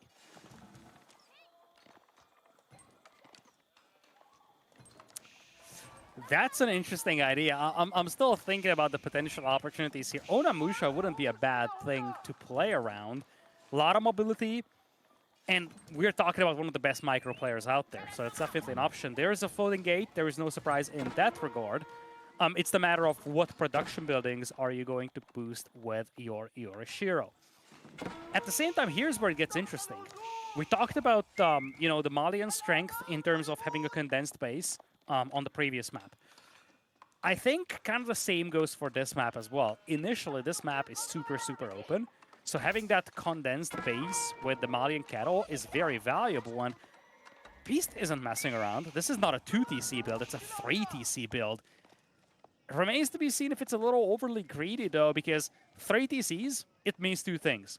A, you're going to have an insane villager count very shortly. It also means that you're not going to make any army for some more time, and that's something that your opponent could exploit. But you know, Lidicor, if there's one civ that I would pick to go 3 town center, it is absolutely the Abbasid Dynasty. Just having that eco wing and getting your farms cheaper, your town center cheaper, with fresh foodstuffs, your villagers are cheaper. It just helps you transition so well. And especially, he's relying on his Ayubid teammate. He's relying on Marine Lord to have some presence in Castle Age so Beastie could do this without a punishment. Lucifron's going to have something to say about it, though. He does go with the stable, not the archery range. Put a Yorishiro in it. Those mounted samurai will be coming out very, very quickly. One hitting the battlefield right now, and he's looking to find some damage, whether it's a dervish, whether it's villagers. He's got to do something to make sure Vortex kind of is laid off, and he's able to do his own boom as well. He has to find those dervishes, because if you let Beastie have 3 TCs, and you let Marine Lord have the majority of the relics, that is a nasty combination. Remember, players are allowed, and they are usually, well, able to send resources to each other as well. So, in a way, you can have a setup where you start slinging the other player and quickly snowball the game that way. Beast just has 2 spearmen for the time being for defense, but again, the main highlight is that for now, Marine Lord is going to be the only player contributing to map control. If he can leverage that to get relics, it's huge. And he actually has a decent resource bank to work with. You see, he queues 3 Camel Lancers immediately. This is where the questions begin for Kosas Pasan. How do you deal with Camel Lancers? I touched on this in a previous series. Problem with Camel Lancers is that they have that combination of mobility, raw combat ability, and essentially they are a counter to all the other units that move as fast as they do. Yeah, you are right, but the mounted samurai kind of throw a wrench into that plan a little bit because of their armor deflection, right? They have the ability to negate that first attack. I know that there's a little bit of unease for those mounted samurai, but if you're able to stop the Camel Lancer charge or that first hit, maybe that's a big deal. Maybe that ends up being able to take care of some of these Camel Lancers. I know Feudal Age Spearmen are not very long for this world, that's for sure. Some of Marine Lord's units here, some of these Camel Lancers are doing what they can to try to keep him at bay, but it doesn't look like he has enough. Uma Bannerman making the way out for Lucifron as well, just to get that extra attack for some of those mounted samurai. And it could mean all the difference when you're going up against a camel, because you need every advantage that you can get. Look at that damage, 28. Uma Bannerman increasing that bonus by 15%, so those mounted samurai. And we're not talking about the charge either. That's just their normal attack. Their charge is devastating. Castle Age now coming in here for Vortex as well, and he's going to start getting into Poison Arrow Archers. And we've seen that earlier today, Poison Arrow Archers, absolute bonkers, but it takes time to get there. So for the time being, it's Vortex and Lucifron who's going to have to pull back a little. And the reason why that's concerning is because now Beastie is getting online. 3 TCs, again, is no joke. They're up by 30 villagers. Sure enough, that doesn't factor in the passive resource income of the Malians, but if you can pull off a 3 TC build successfully, the escalation or the buildup of your army is going to be so rapid that it's very difficult to deal with no matter what civ you're playing. And you know, with the Abbasid dynasty, you know what I think is absolutely unbelievable is BC has the highest military count of the other out of everybody right now, and he just went Well, 3 town centers. Yeah, I just Spears. I'll give you that. They are a pretty cheap unit, but the fact that you can just make all of these defensive units like Spears while going for a 3rd town center and making sure you're consistently building it, like, what are you going to do against that, right? Lucifron with Castle Age going with Mounted Samurai, how's he going to deal with the fact that there's 30 spearmen in Beastie's base? He can't do the damage he wants to. I think one underrated element here is that Beast and Marine Lord have settled in for their, well, I guess to a certain extent, their style of play. This slow, eco-focused early game is definitely more a Beastie Marine Lord thing than it is a Lucifron Vortex thing. Lucifron Vortex love these fast-paced aggro games, and this is just not one of them. So that setup should, in theory, favor the Chimps here. Beast and Marine Lord should be more than happy that they haven't really been pressured early on. They were allowed to play 3 TCs. Quite a few relics have been collected by Marine Lord, so really, it's as good as it gets when it comes to the early game for the Chimps.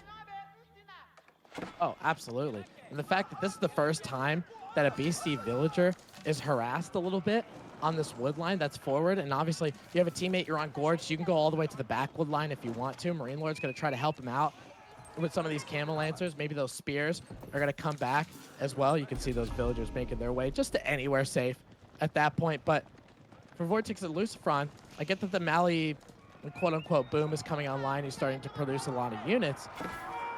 They're, again, taking this aggressive stance against a couple civilizations that are pretty defensive. They don't have the same different kind of prowesses that English does, but for Abbasis, just because of how many villagers might they be able to hold? This is Vortex and Lucifron's time now with that Grand Fulani Corral coming online. And you can see some of the compositions. You know, Vortex going with some Dantos, going with some archers and some javelin throwers as well, while Lucifron making that mounted samurai. Let's see if they can take a fight before Beastie gets the Castle Age, because that could be a big deal. That's the timing that they're looking for. They're looking for Beastie to age up. They're taking out the blacksmith to prevent key upgrades from coming in. And most importantly, they want to fight this before the spearmen are upgraded. Remember, mounted samurai have the deflective armor, so that initial charge against Feudal Age spearmen does very, very little to the samurai. And at the same time, Malians have already come online. The only danger in these circumstances when you play 3 TC is that if you get caught before you can turn that eco into army, that could be troublesome. Still, you have the Camel Lancers here, though, against the mounted Samurai Dansos joining the fight. Yeah, adding that little bit of unease with those camels proves to be very beneficial. Beastie adding in some camel units as well. I saw 1 or 2 camel archers kind of pop out. But this is a similar time. We see Vortex and Lucifron taking a fight right in front of a hometown center. So those defenses are going to help. Mounted Samurai wasn't the front line he necessarily wanted it to be. You had Camel Lancers, you had Spearmen there making quick work of that mounted samurai. Military lead still in favor of Vortex and Lucifron. Those units are still getting pumped out, but Beastie and Marine Lord are safe for just a couple more seconds. Maybe we're going to see a little bit of a rematch. But Vortex, this is your time to shine, my friend. You are the Malians. You are this booming civilization. Who got there, right? Let's make it count, and that's exactly what he's trying to do with these arrows from the archers, trying to take down all the spearmen, all the camel archers that are out there on the back end. But this is a very anti-horse composition that they have. The archers making real quick work of a lot of those spearmen from the Abbasid dynasty, as you can see here. And those camel lancers trying to get healed up by those dervishes. All of a sudden, that range mass from Vortex relatively untouched. I think they just found a little piece of the armor. Poison arrows came in clutch. The first fight they had, it wasn't there. But now that poison arrows are in, suddenly you have an answer to all these camel lancers, and I think this is it. There was a second layer to this push, and there was no second layer to the army of Beastie and Marine Lord. Beastie taps out, and it's Kosas ke Pasan moving on to match point. Poison arrow archers, I'm telling you, it's one of the best units in the game. It's great against the spears. It has that armor-piercing potential. And this second fight was such a snowball exactly because of that. Once they had that armor-piercing power, there was nothing that Misty and Marine Lord could bring in that deals with that force. And 16 minutes, that's kind of the game length that Kosas Pasan wants to play. The score up at the top is actually wrong. Indeed, Kosas Pasan is the one that leads 2-1. And, you know, I want to go back to that point we had, although KP is probably going to have something to say about this. Going into the series, there were question marks about Kosas Pasan. But one thing is sure, they want to play their style, these quick games. Sometimes they swim with it, sometimes they sink with it. But so far, 2 out of 3 games, they were swimming. Oh, yeah, they're doing a nice backstroke right now. Heading into this game, number 3 replays. Here we go here. And this is the pivotal battle, right? I think a lot of this, as of right now, BC did go to Castle Age. You can see that indicator on the middle of your screen. But those Feudal Age spears, they didn't get the memo, man. They're not to Castle Age yet, you know? So, I mean, I get it. You know, they're going to be good against those Mounted Samurai and all that, but the Mounted Samurai did just enough to give the archers enough time to pick them off. Those Camel Lancers weren't as effective against the Mounted Samurai as I initially believed. And again, I get it. You got humps and we're scared, but they didn't seem to pack that punch that we needed them to, or that BC and Marine Lord needed them to. I mean, I think that's like a bit unfair on the Abbases. They barely feed their villagers, and you expect them to give people premium spears? Whoa. That's a little bit of a big expectation there. But an interesting matchup nonetheless. Dude, I've got to highlight it, by the way. Can't believe you guys weren't on. I'm going to have to call you out on this one. Did you not notice the big difference in APM? There was an outlier. This is proof that Malians are A-click brainers, Lidicor. 182 APM for Vortex, and everyone else was averaging between 250s. Even the Abbasid player had more APM than the Malians. Wow. I get the feeling that Vortex was just ordering pizza on his second monitor while he was doing this. I mean, it's just like select all A-click, select all A-click, Q. It's like, okay, let's click 5 times now, second monitor, let's go pizza. I mean, it looked good. It's crazy as well. The interesting thing, Tim, like you guys were talking about a little bit, like the camel. You mentioned the camels, right? You think they do better, but it's crazy when you break down the maths, right? So the Lancer has no charge damage in a fight against Mount Samurai, right? Because that's offset by the deflective you mentioned. But then the Uma Bannerman almost completely negates the Camel Unease, right? And then the base damage is lower for Camel Lancers, as is their health by 20 points. They have a slightly quicker attack speed, but then Japanese have extra melee tech. So like it's weird, but yeah, like Mounted Samurai at this point, outside of Cataphract, I feel like it's fair to call them the kings of Castle Cavalry. Yeah, and I think for Japan, one of the reasons why they really struggle, especially in 1v1s, is just about getting there. You know, I mean, just like there's not many civs out there that willingly, for just about 100% of their games, skip the first 2 ages and just think that everything's okay after that. It's like, no. Like you gotta play the game here, bro. Like you can't just make an outpost on your gold mine and that's gonna be it. But they don't have the defensive technologies or characteristics of, say, in English, right? They don't get a town bell that rings when an enemy is close. They don't get network of castles. They don't get a town center that has a machine gun on top of it, right? So in fairness, they can get a rocket launcher. They could. If you get 2,000 stone in Feudal Age, I'll die to a cannon, man, or a rocket. I don't care. You can call NASA. You can call whatever space federation. I'll take the L. You can have your elo. All right, guys, there you go. If you run into Tim on the ladder, pick Japan, and you have one objective only. Gather all the stone. Yeah, exactly. I don't think we have a lot of people from the Copper League watching us, though, so no one's ever going to bump into them. Wait, But Tim, dude, what's think your rank? Don't worry about it. Think about with the with the shogunate. I'm on a roll here. With the shogunate, what if you could move the shogunate like the Mongols do with their town center? No, Imagine you just just build a having a second moving rocket. TC, like an outpost rush, right? And then you just you build your second TC on the stone outcropping, and then you just build it up, and then you realize you're against a Mongol player, and they actually do move their TC, and then you resign. But like you're there. Dude, I was setting you up nicely there, by the way, Tim, because then the counter argument would have been Lidicor, what's your rank? Oh, I missed it. That's not how it works, okay?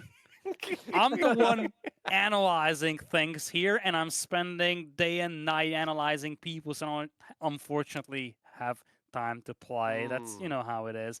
Got it. Anyway. You're that person who like lives in a lab, theory crafts like diseases and how they'll end the world, then goes outside and dies of cold. Well, I mean, the second part of it is TBD, but the first one is kind of accurate. Anyway, KP, while you are on a board, I guess it's your valley coming up here. Do you want to talk about your valley? My valley. Oh, boys, I'm telling you, you're in for a treat. Pigeon's Valley, what a delight. There were pros who went, oh, this is going to be a sucky map, crap map, terrible map. So far, I have seen it once in a 1v1 tournament. Incredible game between Louis MT and Wham, where he was able to do a fast Imperial Arbor build and flood Desert Raiders. The memes, no bounds.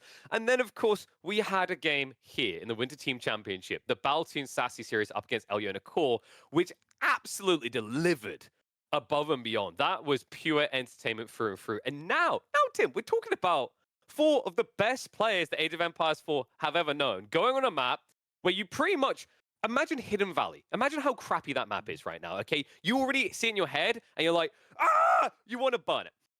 Imagine if Hidden Valley had a bridge along the center. That is essentially what Pigeon's Valley has done. Doesn't that sound better? Does that not sound like a pizza de pizza with the 4 cheeses on top and mamma mia, the best tomato-based sauce you've ever had? And you know the best thing about those bridges too, KP? The answer is yes. That's the first answer to your question. The second is what's great about those bridges is you could do something about them. Ooh, you know, you want to you want to crack them open, go for it.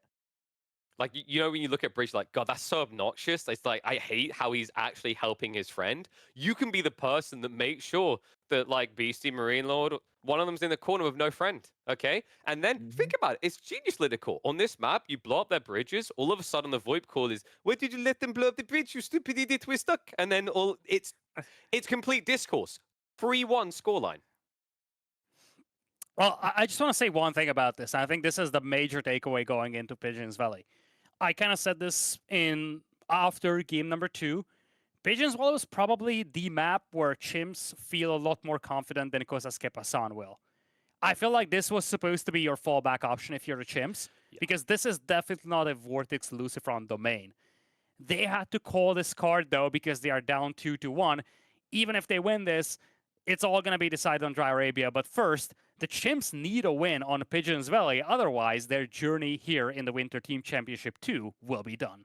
So either the ultimate aggressors have to find a way on a defensive map, or we go to the purest form, Dry Arabia, where everything is balanced to decide it. I'm getting goosebumps either way. Let's get ready. Game number 4 on your screens. It's time for some Pigeon's Valley.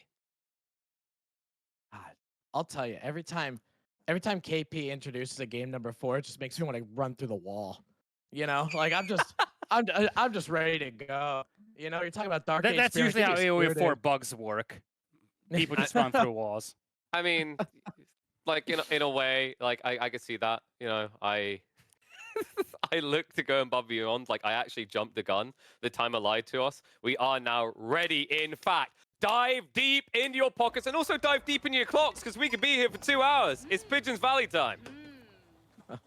God help us all and my voice. Now, Beastie Marine Lord gonna be playing obviously as the Chimps. Beastie in the color yellow. Marine Lord gonna be playing in the color green as Chinese.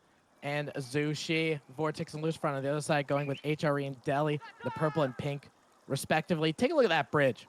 Every civil engineer who's in chat right now has got to be just licking their chops. Look at this thing. 500 hit points. You can cross it, and it has the ability to get destroyed. You can take a look. There's a couple stone outcroppings, though. Can't get them. Can't get them, though. Right on that river. You can actually touch them to the side, but those boulders are just there to block your pass, I guess. Indeed, you have this kind of a setup where the teammates are kind of spawning on one in each corner, and you're connected by 2 bridges. Those bridges could be destroyed, however. So one thing to look out for going into this game, you know, especially once we get a little deeper, is you can actually isolate one player from the other reasonably well. Yeah, you know, it kind of reminds me of, if you guys have watched the previous 2v2 tournaments, whether on EGC or otherwise, it reminds me of Jousting Fields. right? It's not necessarily barricaded like it is with a big wood line, like how Jousting Fields is, but you could create some 1v1 situations. You know, you could see how difficult with Vortex and Beastie in the corners, with Marine Lord and Lucifron also in corners. It's very difficult for you to get to your teammate when they need help. He talked about this being a boomy kind of map, KP did. And on a map like Pigeon's Valley, I got to trust him on it. China has the ability to boom like no other. Zushi has the ability to maybe later after that, if he wants to go for a fast castle, can boom afterward. What do you think about the side of KQP? Do you think they have some booming potential? I'm seeing HRE there. And I'm seeing Delhi. And I don't think we've really talked about Delhi in the context of this map, but so far the narrative around Delhi in this event was that you want to have a map where you have the map sectioned off. You don't have to worry about cavalry. That's the key thing. If you have the map sectioned off nicely, elephants are very difficult to stop. So, in a way, I like the late game potential of Lucifron's elephants. HR is always kind of a wild card in many ways, but I just do not know if Kosas Pasan want to play a short game here. I actually said this after the previous game. I think they are living and dying with this aggressive play. And I don't know if, you know, playing aggro on this map is the way to go. This is generally a map that's reasonably well defendable, and I've seen several teams just trying to play defensive and play late game. At the same time, they're up 2-1. Game number 5 would be on Dry Arabia. If you're Kosas Pasan, maybe you're just willing to roll the dice and say, okay, if we go all in aggression and it works out, we have the series and we're happy. If not, we still have game number 5 on a map that we like a lot more than this. Yeah, I get what you mean. It's kind of like playing with house money, right? That game 5, they don't really. If it ends up going to that game 5, it's not like they're particularly sad about it. You know, for Beastie and Marine Lord, I know from gameplay of both of these players, particularly Beastie, that booming strategy is something that he really likes to do. That defensive strategy is something that he likes to do. So maybe that ends up being the case. Going up with that meditation garden's at a really good spot. You have a couple stone mines there. You got a gold mine there. That's really nice. Marine Lord is up to Feudal Age already. With the IOs, going to be able to collect ample amount of taxes, while on the flip side, Vortex with the Aachen Chapel, Lucifron with the Dome of the Faith, no surprises there. It just becomes what happens afterward. Is there going to be any kind of surprises? But Beastie with that meditation gardens and with how much he has on gold, I might be thinking we're seeing some kind of castle shenanigans. Yeah, very, very likely. I'm really curious about how Vortex and Lucifron approach this, because we always talk about them in the context of being early game players, but early is a relative term. We've actually seen this in a previous game. They didn't go, you know, bonkers aggressive from the very beginning. They just went for a timing push. And I can see that, again, I think an early game push is put into a different context on a map like this relative to others.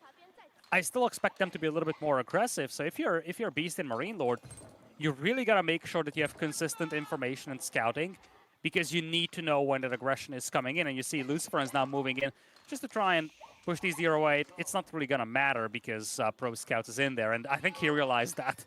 He was like, oh, I'm just going to split this deer up, make it a little bit more difficult for your opponent. And then, well, Beastie has Pro Scouts, so it doesn't matter. And you know, for the Zushi too, they care so much about food as that scout keeps getting bumped away from trying to pass off its carcass. For Zushi, because they worry about food so much, especially when you get into a castle age situation, they want to make Shaolin monks, which are 200 food. They want to make things like lancers, which are 140 food, right? So they need a lot of it. So being able to pro scouts is very advantageous. Marine Lord going to be able to get into the Song Dynasty with the Barbican. You got a couple deer patches, berries, a gold over here. I kind of like its placement, don't you? I love it. It's a marvelous, marvelous Aachen Chapel, as good as you can get. And this is one of the features of this map. Resources are reasonably well condensed. So let's say you look at Beastie's base. He really doesn't need to go far to pick up all those deer carcasses. In fact, there's also a neutral deer pack in the middle on his side. So you can actually get a lot of deer carcasses for that investment into Pro Scouts, which, by the way, is actually a very nice touch for him. He's actually boosting his mill where he's dropping off food. So he's getting Pro Scouts, he's getting the essentially the collection boost from deer carcasses, and he's also leveraging the dex benefits of that. So it's a very nice use of the Pro Scouts deck to have a massive boost to your economy. He's going to age with Mount Lu, and on the other side, it is a Jushi Jugenu play at the beginning for Marine Lord. I don't know if this is just going to be essentially preparation against aggression, or are we going to see some level of aggression put up by him?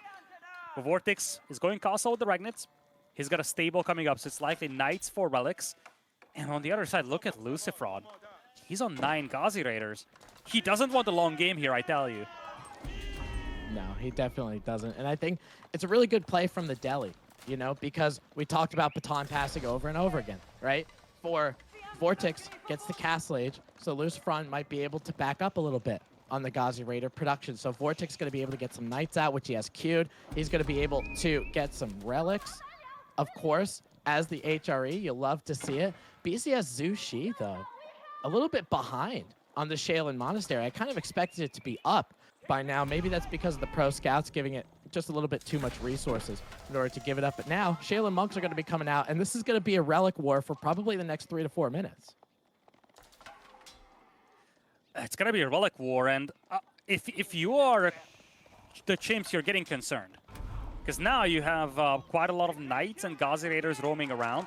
Now, Spearman and Jugenu will be fine to deal with this, but the lack of mobility could be a bit of a concern. I still think that the better target of the 2 Chimps would be Beastie. Marine Lord has enough to hold off this force for the time being. They're just going for Relics. Knights are moving. I don't think you can get that Relic. I think this is an overcommitment here from Kosas Pasan.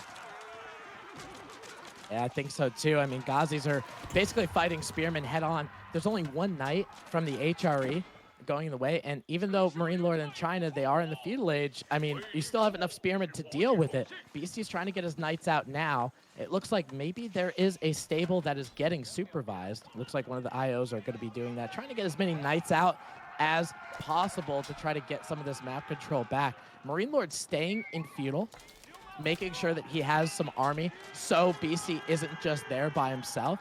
Seems to be, it's proving to be the MVP because Lucifron was trying to do it himself and he's just getting 2v1.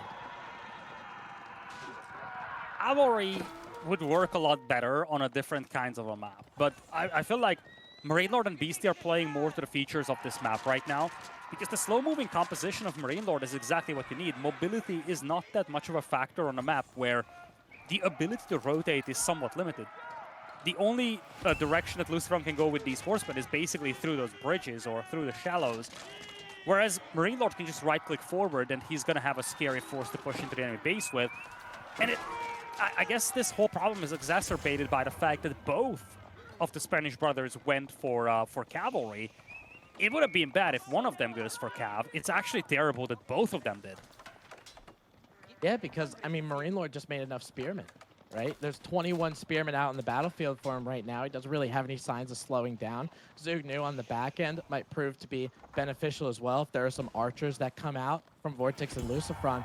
And it looks like Vortex is making that switch. You can see it on the top left part of your screen. Vortex is starting to add some archers in with his Knights, so maybe that proves to take down some of these Spearmen. But this is a mass. Lidicor, I mean, this is a mass. If you're Vortex or Lucifron, you don't have anything for this right now. You got to wait for those archery rangers to start pumping out some archers here. Absolutely. Nice little cleanup here in the middle, though. Remember, this is still a 2v2 game. And this force doesn't have a lot of Jugenu. Only 3 or 4 Jugenu are right here. The rest are spears. So you don't actually need that many archers to clean this up. And I think Vortex is noticing this. Marine Lord needs to find a way out of here. If he gets cleaned up, they're in deep trouble. Because remember, at the same time, the cavalry is shifting towards Beastie's side, and Beastie's going to get overwhelmed. That might have been a misclick with the villagers out here, but all the Jugenu will be gone. I think Kosas Pasan is picking up momentum here. Spearman will be repelled, and remember, oh, you got to be careful.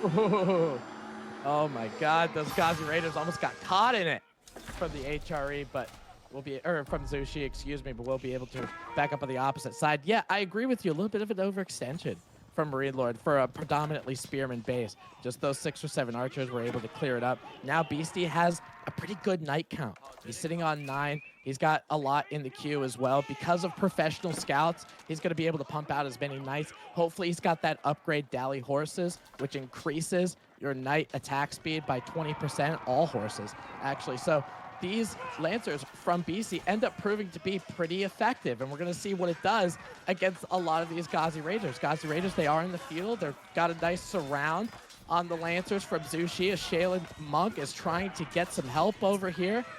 It's Feudal. It's all Feudal, though. Yep. All of those Ghazi Raiders were in Feudal, and Beastie just absolutely mauled them. And it just took maybe 6 of those Lancers in order to take him down, so proved to be challenging. Now Vortex with those archers trying to make a push. He's got some knights in the back as well, but I don't think there's enough archers here now, Lidakor. Now that the Zugnu number is increased, it's going to be a big deal. And Marine Lord going up with the clock tower now. I think the Chimps are in firm control over this game now. They are playing with a composition that they're happy with.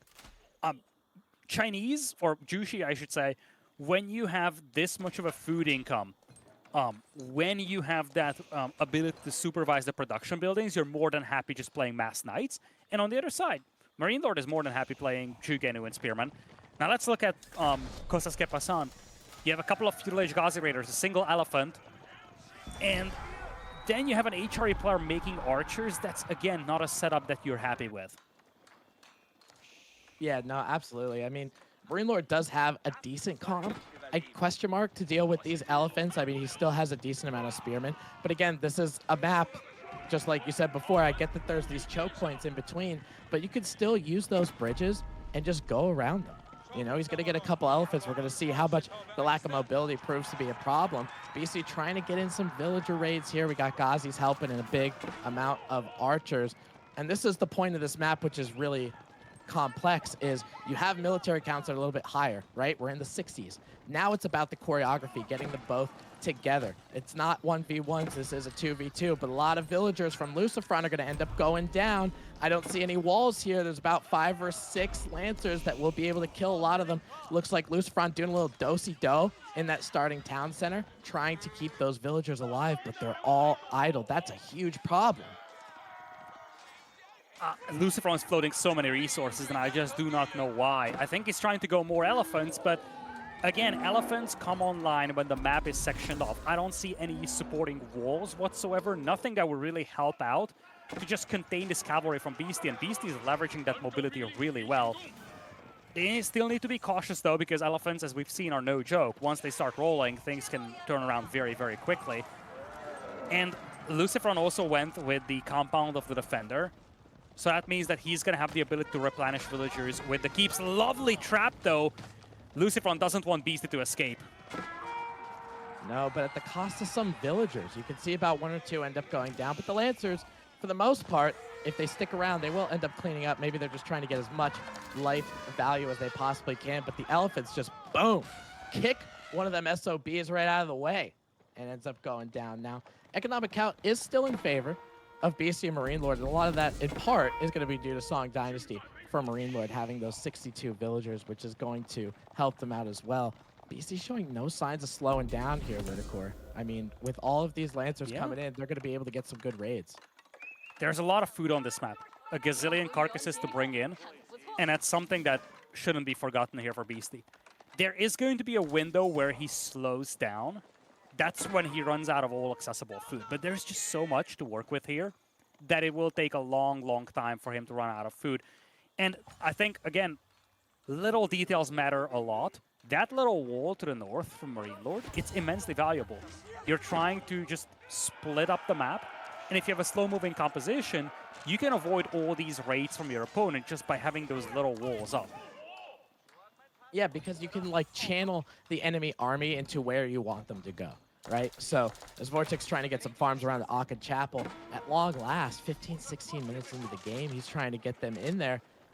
If Vortex and Lucifron want to get aggressive and they want to do it towards Marine Lord, they're going to have to go through the Barbican to get there. So that's Vortex is trapped. He's trapped in the middle island with no support. The elephants are too slow to catch up.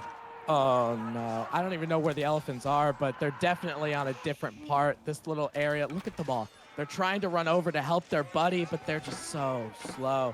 A lot of these archers are going to end up going down. You see the military count, Vortex and Lucifron going down pretty quickly.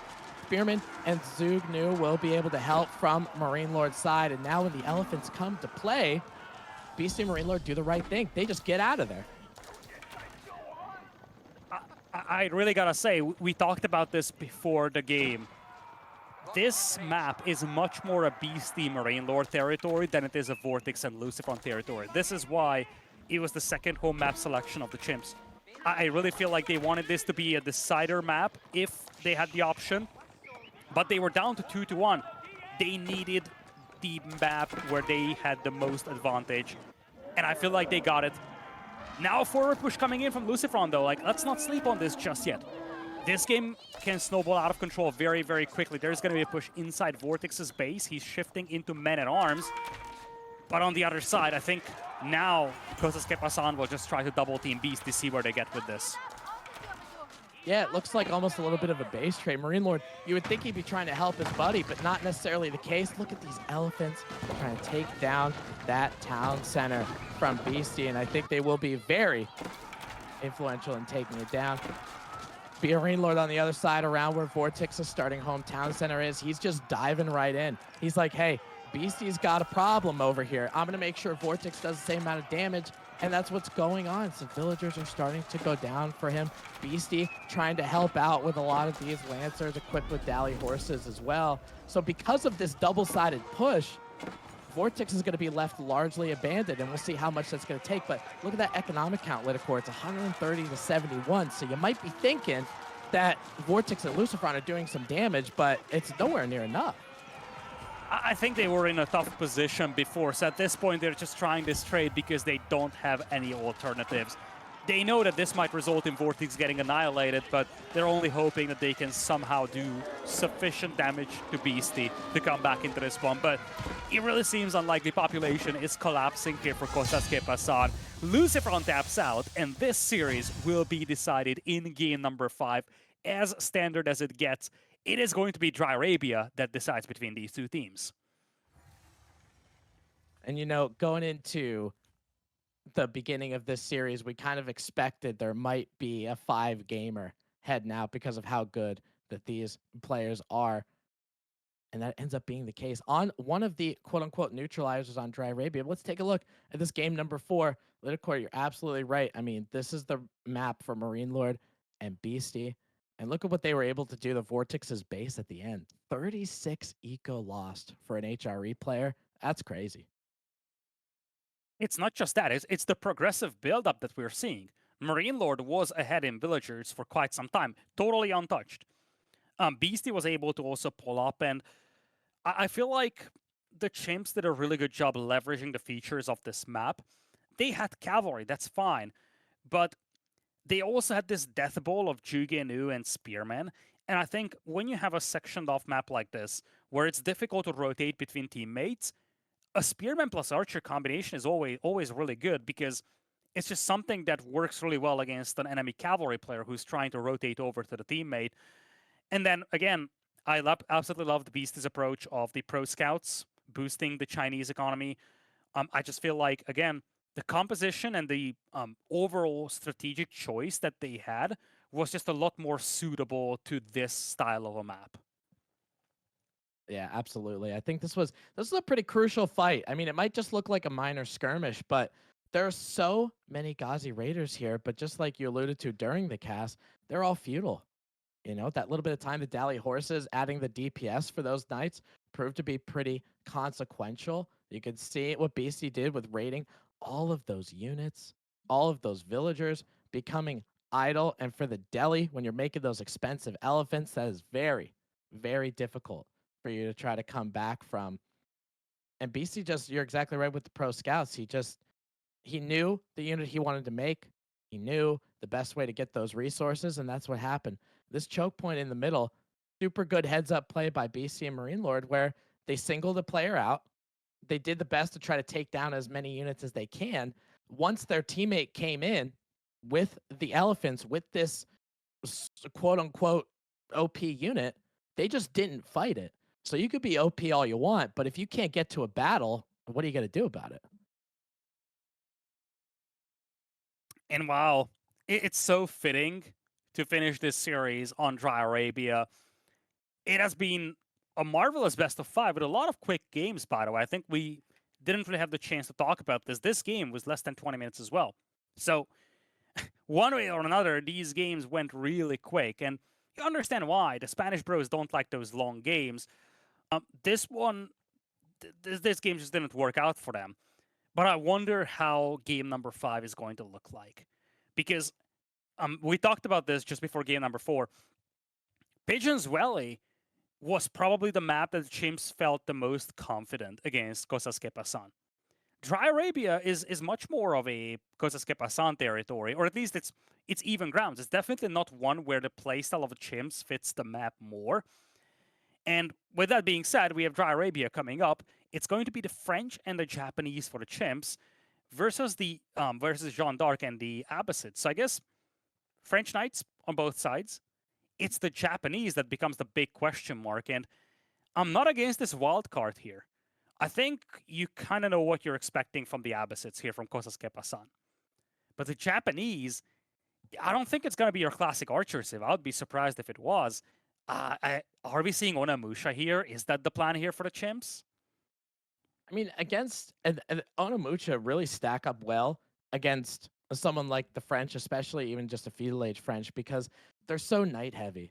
You know, French, and I think a lot of people have these complaints about French, whether in 1v1 or 2v2. They're very one dimensional. You know, they're a knight civ in 2v2s and 1v1s. You're making knights and then a little bit of archers too. You know, so you expect that to come out.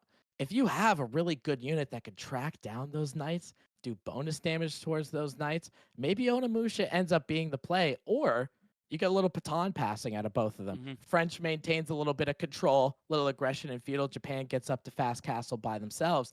And then you have a mounted samurai that both Jeanne d'Arc and Abbasid might struggle with. Mounted samurai is an interesting choice here. You could double down on the cavalry.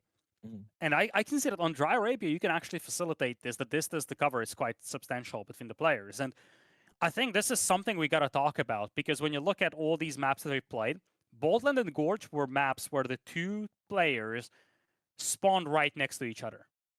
So you always had this ability to help out your teammate. You never really had to make long rotations. To a certain extent, that's applicable on Cliffside even. The distance isn't too massive. Amongst all these maps, the one where you have the longest distance to cover if you want to get to your teammate is probably Dry Arabia. Or, well, Pigeon's Valley as well, but that has its own gimmicks. But that's one of the things that you're going to have to look into. If you have a slow-moving composition, you might struggle to help your teammate.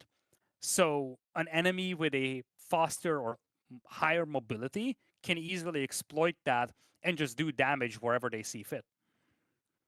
Oh, yeah. I mean, for Dry Arabia, because you talked about how much this plays into Kosas Pasan and their play, right? This is definitely not like Pigeon's Valley, where you're going to be able to get a little bit aggressive. You're going to be able to single out a civilization if you choose to, right? It's kind of funny taking a look at what they have here, because there's an outlier in what they have been choosing to do, right? A lot of the times you have maybe a little bit of a fast castle or something like that, but there wasn't really a civilization where they were like, okay, booming is the strategy, turtling is the strategy. And Abbasids, it usually is, you know? So might we see Abbasid play a little differently? Maybe there's a military wing that comes out. You get boot camp in feudal. Maybe that'll help you out. You know, you can make rams out. Maybe that can help you out. Or do they just go the eco wing of usual? I think it's going to be interesting. You know, I know you say the Abbasids, they kind of play the same way, but in the hands of Vortex and Lucifron, they might be played a little differently. Fair point. I gotta agree. I think one theme that we've seen so far in this series is that games were quick. And we know that the Spanish bros don't like their long games. So definitely a map where we could see quite a lot of aggression, some wildcard potential as well from the Japanese in the hands of the Chimps. the winner of this series is going to advance to the semifinals tomorrow to face off against either 3D or Volta Esport. That is a TBD. That is going to be the final set of the day. We already have 2 semifinalists in. We're about to find a third one as we're going to head into game number 5 of this absolutely crazy series. Kosas Pasan versus the Chimps heading into Dry Arabia. I am ready. Lidicore, you do it just as well as KP does. I'm very hyped for this game. Number 5, you have the Chimps, Rainlord and Beastie playing as French and Japan, respectively. The other side, Vortex and Luciferon playing as Abbasid and Jeanne d'Arc, respectively. Now, Lidicore, I kind of want to gauge your opinion here because we've seen a decent amount of French because you obviously, getting Knight Civs are going to be really important. We see a little bit more French than Jeanne d'Arc. Do you have an idea why you think that is? Because Jeanne d'Arc, I mean, I get that you want to take fights in Feudal to level her up, but for the French, is it just the eco that's that much better, more knights out? I don't think there is a straight-up answer. I think a lot actually comes down to the map. Like, how much can you get out of Jeanne d'Arc early on? If you're playing on a map that doesn't give you a lot of opportunities for, big fights to happen where you can level up Jeanne d'Arc, it's less intriguing to bring in JD. So I don't know how much of this is actually, players preferring French over JD versus players just kind of saving JD for more suitable maps, if that makes sense. Yeah, it kind of feels like, too, once you get to those big fights and when you're playing JD, you're like, oh, this is a lot of XP. I have her in this fight, all that kind of stuff. She just gets sniped by 50 archers. Like when you have a Knight Civ and you have an Archer Civ specifically, you're going to have a lot of archers to pick her off. It's not like in a 1v1 situation, it's like, well, you have to choose to go into archers at the start and then supplement with something else. So it's kind of curious because we've seen JD, I think we saw her level 4 once today so far. The rest of it, it just seems like she just continues to get sniped and that she's not really a factor. Well, military wing opening coming up here for Vortex. He's going to have those 2 spears, 2 archers out there. Just a clear showcase of how aggressive he wants to play this. School of Cavalry on the other side for Luciferon. No surprise on that front. It's actually a slightly quicker age up, by the way, from Vortex and Luciferon compared to their counterparts. Love the Kura Storehouse, though. I think it's one of the more underappreciated landmarks. The ability that you get a bunch of farms for free is actually immensely valuable, especially in these team games where, having to make a transition from, I don't know, berries or sheep or deer into farms is something that slows you down so much. Yeah, it definitely streamlines it a little bit, too. And also being used as a lumber camp, you save on a little bit of wood. But take a look at what Vortex is doing. We talked about being this quote-unquote aggressive Abbasid player, and I think that's what he's going to end up doing. You see military wing here. You have the ability to get boot camp in Feudal Age. Abbasids have the ability to get a lot of archers to kind of supplement JD. For this game number 5, this pivotal to advance you to the semifinals, they want to take the game in their hands, it looks like.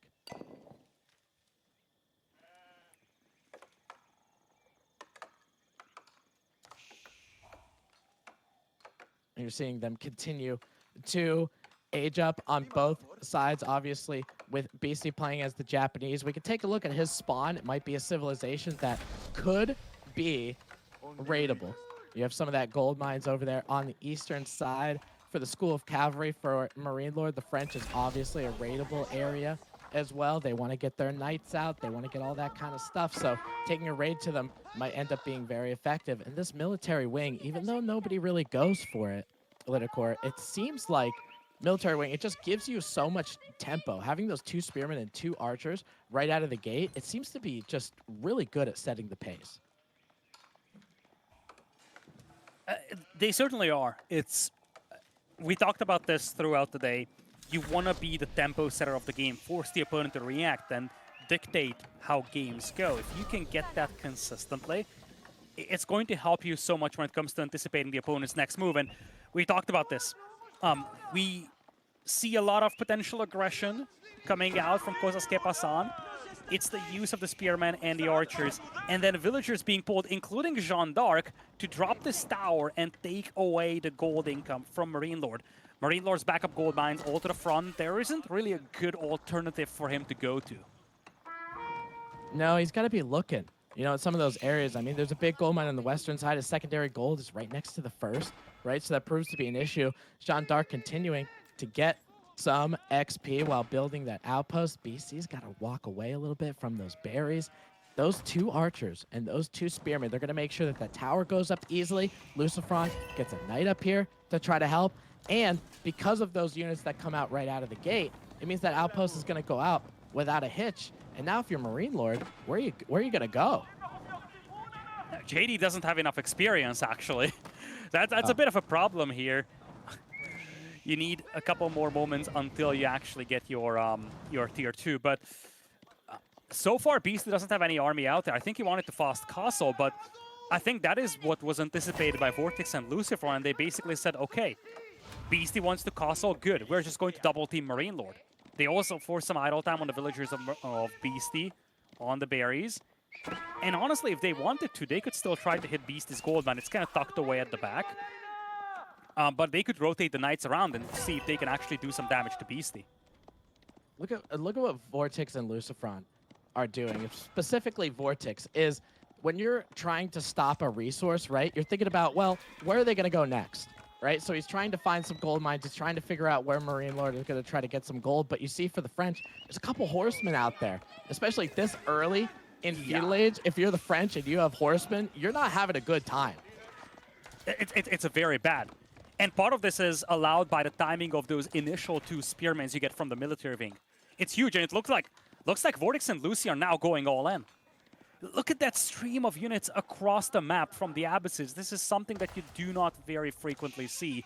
A boot camp is missing from them, but I think Vortex might just pick this up.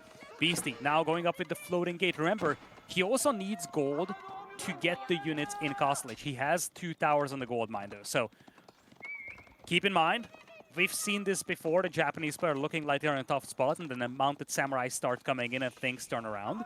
But this position isn't looking very admirable right now for the Chimps. Yeah, and you're exactly right with trying to get units out. I mean, most likely for Beast in Castle Age, looking at what's going on, he's probably going to end up trying to get some mounted samurai to try to help him out. Jean is kind of going around with what Vortex is doing. He's got a decent amount of spearmen and archers here. Military count 28 to 10. I think those houses are going to go down pretty quickly. Yeah. That's exactly what I wanted to highlight here. It's one thing that you have the resources for the mounted samurai. If you lose the houses, it's going to lose you time, and this is a timing push. Every second the Beastie gets the light and mounted samurai build up puts Chimps into a worse and worse position. So losing 2 houses here, it's actually massive casualties. Yeah, it's going to take a little bit of time because for Beastie, he wants to get something like a stable with that wood. I don't see any military production buildings out there with him. Now he is housed with 31. There's an archery range. That's a bad sign.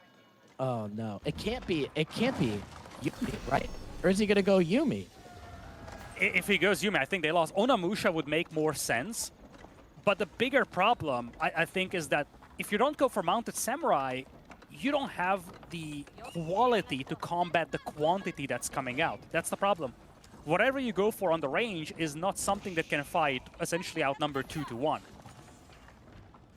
Oh yeah, you're exactly right. And I think for how many archers that are here too from Vortex, and he's continuing to build them. He's got 17 total archers, right? Lucifron continuing to make knights. He's got 9 with Jean d'Arc, might be able to snipe out an Onamusha. That is what he ends up going for. Look at all these rams, Lidacor. Oh my God, we're 9 minutes into the game. That's the 4th ram. And they're shifting to Marine Lord.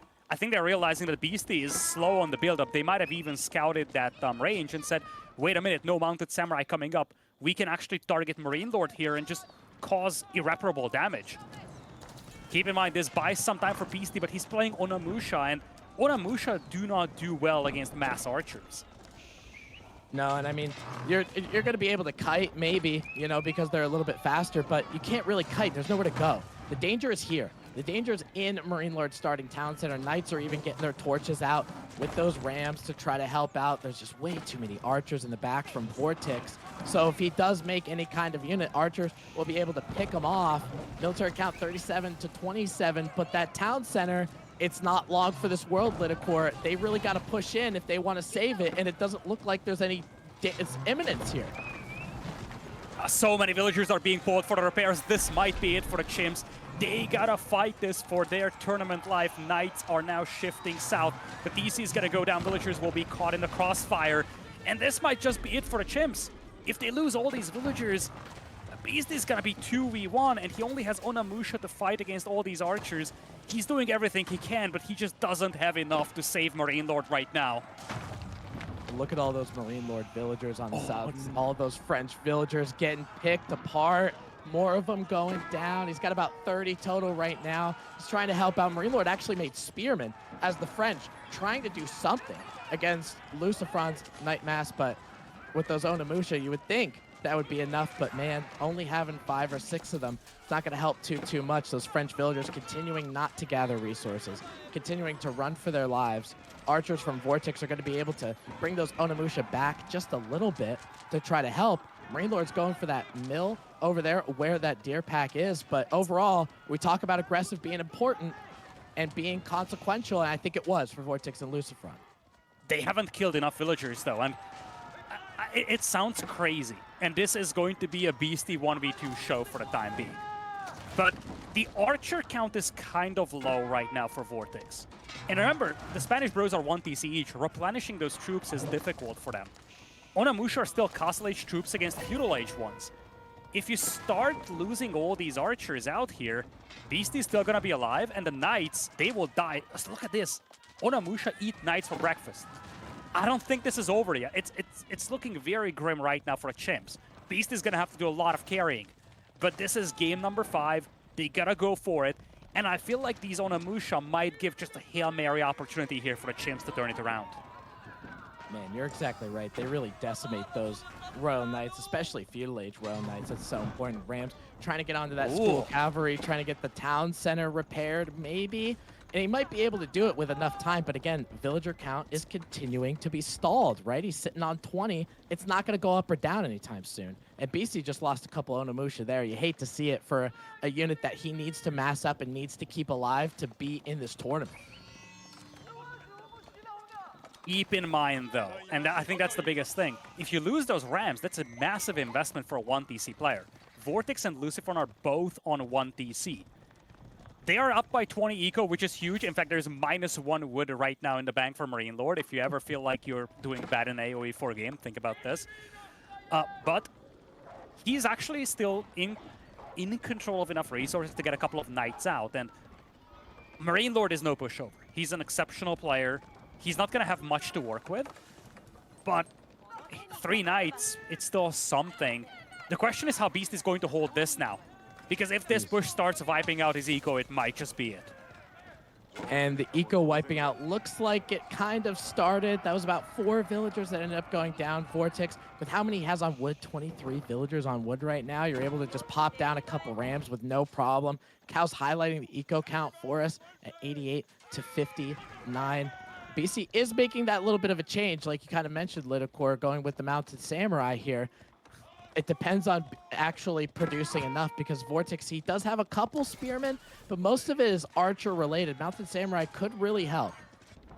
I love how the Spanish bros keep trickling in units to prevent the repairs, and now Beastie has to flee. That's the range with the Yorishiro inside, but instead it's going to be the houses that get focused down. Once the towers are gone, it's going to be the houses, and they will just prevent Beastie from making units. Yeah, I mean, we saw BC get housed a little bit before, right? With Spearman taking down some of those houses on the south side. Now going to be taking them down yet again. He does have a decent amount of pop space, so it will take a little bit to do it. Onamusha trying to take down some of those reinforcements over there on the side. Lucifron actually, instead of Knights, look at the composition change, Lidicor. He just went straight for Horsemen. He knew that there were going to be Onamusha, so he's like, hey, don't give him that bonus damage. And the houses are now going down. Beastie is housed Marine Lord. He's got 3 Knights, 3 Horsemen. That is all. Beastie needs insane micro here to hold this off, but there are more problems than that. There is a rapid escalation of eco on the other side now. Marine Lord is doing his best to help out, but it's just Beastie separating the Chimps from a defeat and elimination. He's housed. His gold mine is denied. His range is being taken out. I feel like the door is closing so quick on them. Yeah, it is. He's going to have to get these units and get them quickly, but with the Yarushiro, you might not be able to. You see that house with the Yarushiro in it, giving him a little bit of food per minute. That's going to go down. Lucifron aging up to Castle now, going with the Guild Hall, trying to get some veterancy on his units. Vortex will be soon to follow. And when you have an eco count as high as it is compared to your opponent, going Guild Hall and Culture Wing might just solidify. You're thinking, hey, they're backing up a little bit. Make sure you get some of those Castle Age upgrades, and then all of a sudden it becomes a force that you have the tech superiority as well. There's really nothing you can do about it. Oh my, oh my. This might just be it. There's a massive population discrepancy. It's 150 pop against just 90 or so. Rams do get taken out, Beast and Marine Lord, by a little bit more time, but double Castle Age is coming in. Marine Lord is stuck in Feudal. They're down by 40 eco. Again, I just don't know. I feel like the damage might have just been too much on the Chimps. Yeah, and we'll see. I mean, Marine Lord's still stuck on 20 vills. Lidicor, he's still there. Beastie's trying to do something in terms of eco. He's finding berry patches, he's putting outposts. Now that town center finally completed and made its first villager in, I can't remember the last time it actually was functional, right? So it's going to be difficult for Marine Lord to kind of help him out. A 2v1 situation here with a lot of horsemen, a lot of knights. Now they're going to get into Castle Age. Military count 68 to 36. And there's really only one side that's making military right now.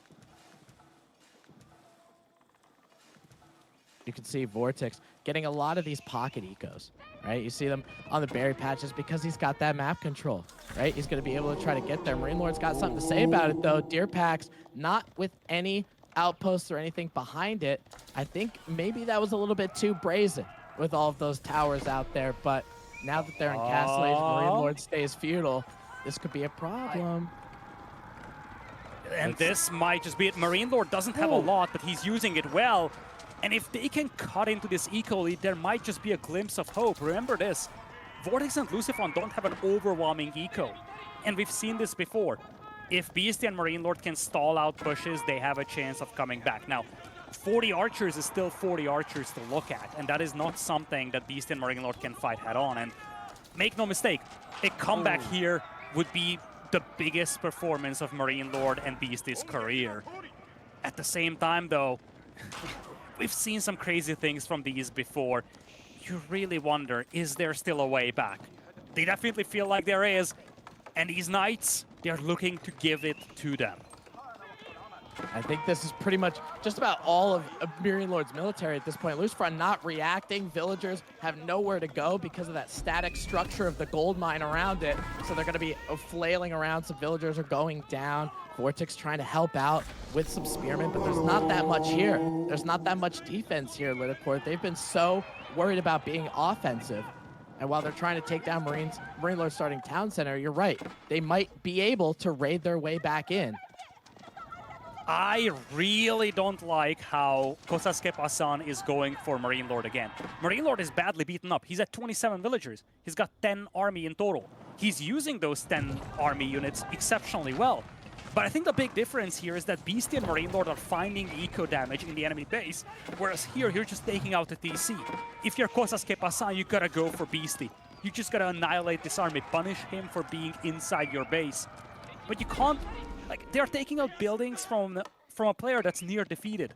It's really just Beastie between them and victory. They gotta go for Beastie here, I feel. Right, I mean, it's kind of like, stop, he's already dead. You know, you don't need exactly. You don't need to keep hitting him, man. Like, he's dead. Now, Vortex and Lucifron actually taking your advice, turning the way over to Beastie and getting rid of some of these outposts. Kura's storehouse isn't going to be relatively safe. Beastie's got to come all the way back. And getting those counter raids, right, that was a lifeline for them. Delaying that eco count from Vortex and Lucifron, but with Beastie having to come back and defend his own base just means Lucifron and Vortex, they're free to keep that eco lead. I think they waited too long, because Beastie now has 19 on Amusha and 14 mounted samurai. Those mounted samurai, they will eat these archers. Jeanne d'Arc has fallen. Oh my. And you look at the army quality, it's so much better for Beastie than what it is on the other side. 14 knights against 14 mounted samurai, but the Onimusha will just absolutely obliterate them. I think they focus too much on Marine Lord. I think Beastie might have enough to stall this push. And remember, if they can stall this push, everything is still on the table.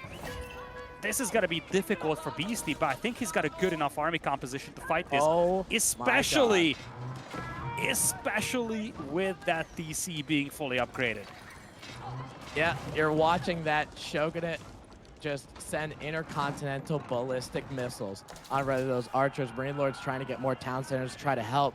Vortex and Lucifron now know that the trade is going on, so they're trying to take down some of those French traders, making sure Marine Lord doesn't claw his way back into the game. For Beastie, he thinks that it's his time. So he's going to start to take down one of these rams. He's looking to take a fight around that Shogunate, right? Because those rockets are obviously going to help him out. With the military count now 95 to 48 with the Shogun, do you think those rockets counteract 50 military forces? I don't know, Lidicord. I think you don't have to know, because Vortex and Lucifron will never fight under there. They're actually leaving the rams exposed here, which is something I very much dislike. But at the same time, they're just trying to assess the situation here. And again, they don't want to overcommit. They're waiting for the spearmen to trickle through. In the previous group, they didn't have enough spearmen to fight this. If they get a dozen more out there, suddenly these mounted samurai become a lot weaker. I would really dislike if they turn back to Marine Lord's side, though. The walls are nice from Lucifron to the top. It makes sure that Beastie has a tougher time counterattacking. Same goes for Marine Lord. But it looks like they are a little hesitant breaking into the enemy base now. And oh no, Lucifron never scouted that opening. Beastie has a highly mobile force. He can easily counterattack. Same goes for Marine Lord. It's just a matter of, if Beastie counterattacks, his base is going to be rushed. It's a balancing act between the two for him. He needs to wait for a push, but at the same time, he needs to look for opportunities to just punish the opponents. Yeah, it's a tricky situation, right? I mean, obviously you can't send your whole army, you know? Maybe if you send a small raiding force, some Onimusha, maybe a couple mounted samurai that can help pull the eco count in your favor, but he definitely feels like if he leaves his base, this game is over. Especially because, oh, Marine Lord, I thought you were dead, my friend. I checked your pulse, and you weren't. I didn't feel anything, my friend. And you just have some knights you're able to take down, some villagers helping to raid yourself back in. And look how many town centers that Cal motioned over there on the eastern side. He's got 2 secondary town centers, so he's really, really trying to get his eco back. Lucifron only has 42 villagers. Lidicord Vortex only has 61. Yeah. He might be able to get there. Beastie's doing a great job stalling, and Marine Lord, he has little, but he's doing so much with it. Vololo is in here to prevent a dive. We'll buy some time for Beastie. Remember, Marine Lord is 32 eco, Lucifron is 43. In a few minutes, Marine Lord could be back in this game, and this is not an army that Lucifron and Vortex can push into. And it's gonna be crazy. But if Marine Lord can continue raiding with those knights, that's all the contribution they need from him right now. These knights are banked up so badly, he needs to focus on recovering. But if he finds opportunities to raid with these knights, he can help Beastie so much in this game. Oh, absolutely. And I think for Beastie, while we're watching him throughout the base, right, as Marine Lord finds more villagers, what is happening? There's 5 knights there. Deal with it. Figure it out. Vortex and Lucifron, because those knights are basically one of the reasons why you're not in the semifinals right now. These 2 town centers going to keep Marine Lord's eco a little bit higher, but honestly, oh my god, another town center. Yeah, as you got to do it. Yeah, I know you have to. But still, it's a lot.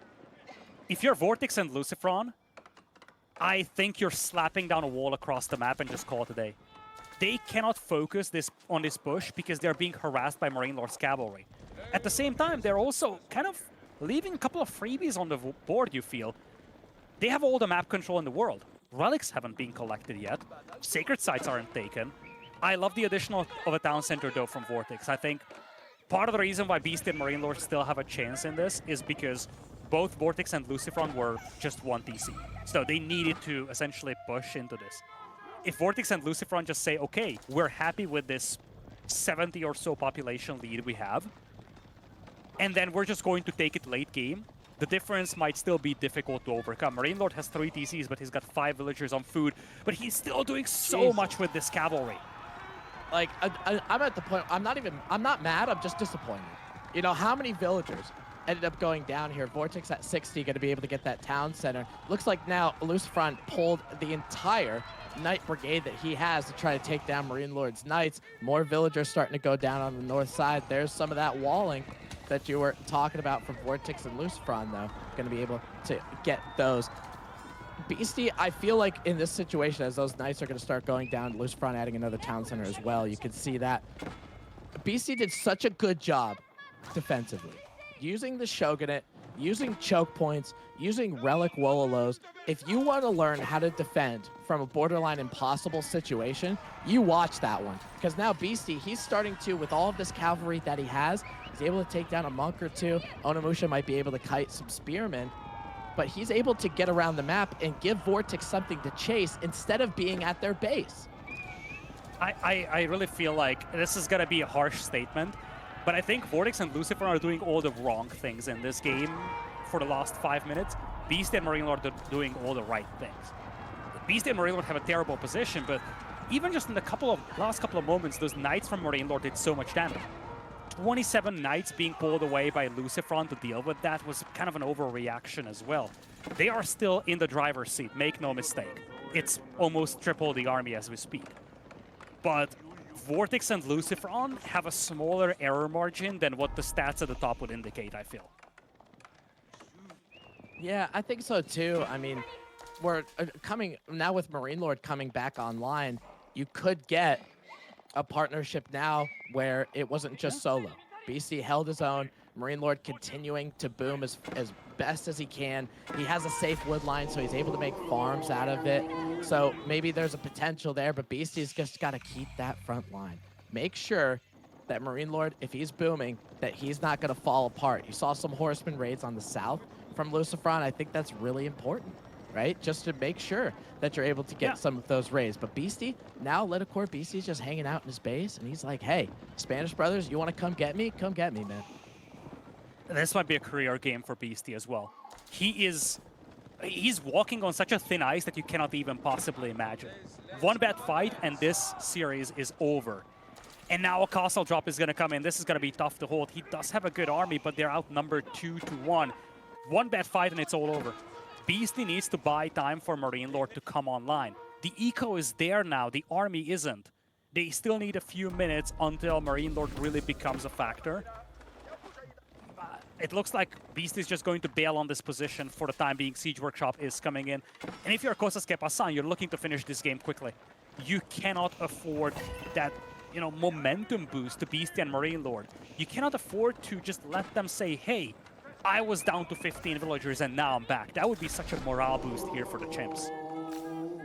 Oh, absolutely. I mean, he isn't quote unquote back, as you would say, but he's got a pretty impressive economic count to the point where he's kind of equaling where the rest of the players are. He has more villagers than Beastie now. He's going to be hitting that 69 really soon. Very nice. So with Beastie, he's continuing to raid. Oh my God. Vortex is getting absolutely destroyed by raids like this. Just having some Knights out proving to be a problem. Lucifron trying to get some raids of his own. I think that's the only gold mine that's over there for the team of Beastie and Marine Lord. That might be the only safe one that they have. So they got to put that gold to good use, and they got to break out of this corner because Liticore right now, as far as map control goes, they got about 3% of it. Beastie and Marine Lord are 10 villagers down compared to Vortex and Lucifron here. And this is all courtesy of these raids. Now it's Beastie. Beforehand it was Marine Lord, and as much as Marine Lord got beaten up at the beginning of the game, you gotta credit him. He did such a good job with those few Knights he had. He was almost given nothing to work with, and he did something useful with those troops. Army count is still in massive disparity here, but it's difficult to push into this Japanese base. You have that DC out there, you have the Mangonels firing over the wood line. So much firepower for Beastie. If you're Vortex and Lucifer there, you're looking for the angle, but that has been the case for the last few minutes. You gotta find that angle soon because Marine Lord is now starting to mix in spears. It might not seem like much, but he's actually starting to come alive more and more. Yeah, I think it's about, obviously he's still Feudal Age, right? So getting him to Castle Age would be very, very important. I really like what Vortex and Lucifron is doing here, where now they're pushing the initiative, right? Now they're going to be using trebuchets, and they have 2 of them on the battlefield right now to try to take down some of these landmarks. I get that the Shogunate Castle has 13,000 hit points. I really do. But at least the trebuchets push the initiative, right? It's going to make BC Marine Lord try to come out and fight it, because if they don't stop those trebs, they can just keep pushing and pushing and pushing. Vortex and Marine Lord, they have the sacred sites as well. Lucifron going to go up to Imperial Age with the Red Castle. It's gonna be pretty crazy. We're gonna see a climax to this series, I feel like, very shortly. It's a nice regrouping now by Vortex and Lucifron, but now they need to wait for that Imperial Age to come in. This is a tricky spot for Beastie. Is he willing to commit to this fight to prevent the opponent from grabbing the upgrades? Is he willing to risk the whole series on one fight? Marine Lord only has 19 Spearmen. Those are Feudal Age Spearmen as well. Or do you just let Lucifron fall back and get the imp upgrades? That's the big question. Marine Lord on the way to Castle Age now with the Guild Hall. Red Palace has been finished. 3 sacred sites for Kosas Pasan. But it looks like Beastie might just try to take out this keep again. Stay alive. That's the whole story for him right now. He's on such thin ice, but that has been the case for so long. And they are still alive. Yeah, they keep going down. I mean, Beastie had some off-screen. Beastie had a couple trebuchets near that floating gate. So that was really helpful to try to take him down. And Mangonels are actually going to get rid of the trebuchets from Vortex and Lucifron. So they tried to push the initiative, and they ended up coming up empty. It almost feels like, and I'm curious your opinion, Lidicor, Vortex and Lucifron, they have such a military mass. Now they're finally taking a charge, but it feels like they're playing scared a little bit. Oh, Big flank, and the Mangonels are unprotected. And now it's an imp army. This is the worst possible timing for Beastie, I feel. And again, this series is on the line for this fight. Can Beastie hold? He's got 6 Mangonels to help out, but he's fighting into Imperial Age Knights now. There's a huge range mass from Vortex as well. You can see him splitting up those crossbowmen, doing the best he can. Lucifron and John Dark with one of the best Divine Restorations I've probably ever seen before. Those Knights are an Imperial Age, like you said. That body block, there's no more bodies to block them anymore. Those Mangonels are going to start getting popped. No siege superiority, military count 130 to 20. BC and Marine Lord looks like they got to keep making an army, but you're not going to make enough for 130, Lidicor, that's for sure. That's got to be it. Beastie really tried it. Marine Lord taps out of this one, and the Chimps go down to Kosas Pasan. A sick series ended by a monstrous game here at the very end. Beastie holding on for so long, trying to buy time for Marine Lord to come back into this, and they almost made it happen. At moments, it looked like Beastie and Marine Lord might salvage this game, but then the deficit was just too much to overcome. Vortex and Lucifron win the series, but look at that recovery from Marine Lord. They took a game that was lost, and they made it into a new game. Oh, yeah. I mean, honestly, from the Chimps, I can't think of a different team or a different partnership that can do that. You know, BC is so good defensively. You know, he's going to be able to keep him and his teammate in the game longer than probably any other team that we've seen here. And for this game number 5, it just proved to be a little too much of a loss for Marine Lord, right? Beastie had to essentially 1v2, especially that last fight. I saw Marine Lord on the south side. He had a little bit of spears that were over there, but nowhere near enough. I mean, the army count from Vortex and Lucifron was way too much. They had a stranglehold just because of the damage that they did to Marine Lord in that early Feudal Age. This is probably, I mean, this is a 5-game series, probably one of the best we're going to see on EGC on this tournament. That's for sure. This might have been the best series, or I guess I should say this might have been the best single game I have seen in my life, I gotta say. It has been an exceptional turnaround. It started out very, very quick when you look back at this one game. And then next thing you know, there is comeback potential. How did we even get there? I really think 99 out of 100 games that look like this end after 10 minutes. This one didn't. I mean, it's crazy as well. You know, Tim, I can just think back to the conversations Marine Lord and Beastie were having on stream about how Beastie always just greeds and leaves him to die. And, you know, What I love here is I feel like Marine Lord actually, instead of just complaining, adapted to the situation, pretty much moved into his friend's basement to try and survive. I mean, almost an incredible comeback, but I think adaptation matters a lot, right? Like we were talking about going into this weekend, Kosas que Pasan had something to prove. After their 3-0 defeat, they had to turn up. And now we have the craziest question imaginable. Are they switched on compared to the Elephant series, or is Elephant on a whole other level to almost anyone else? I mean, KP, you're talking about adaptability, right? Maybe that series that they had against Elephant, they were able to learn something. They were able to adapt from it and make sure that they were the best AoE4 players that they can be.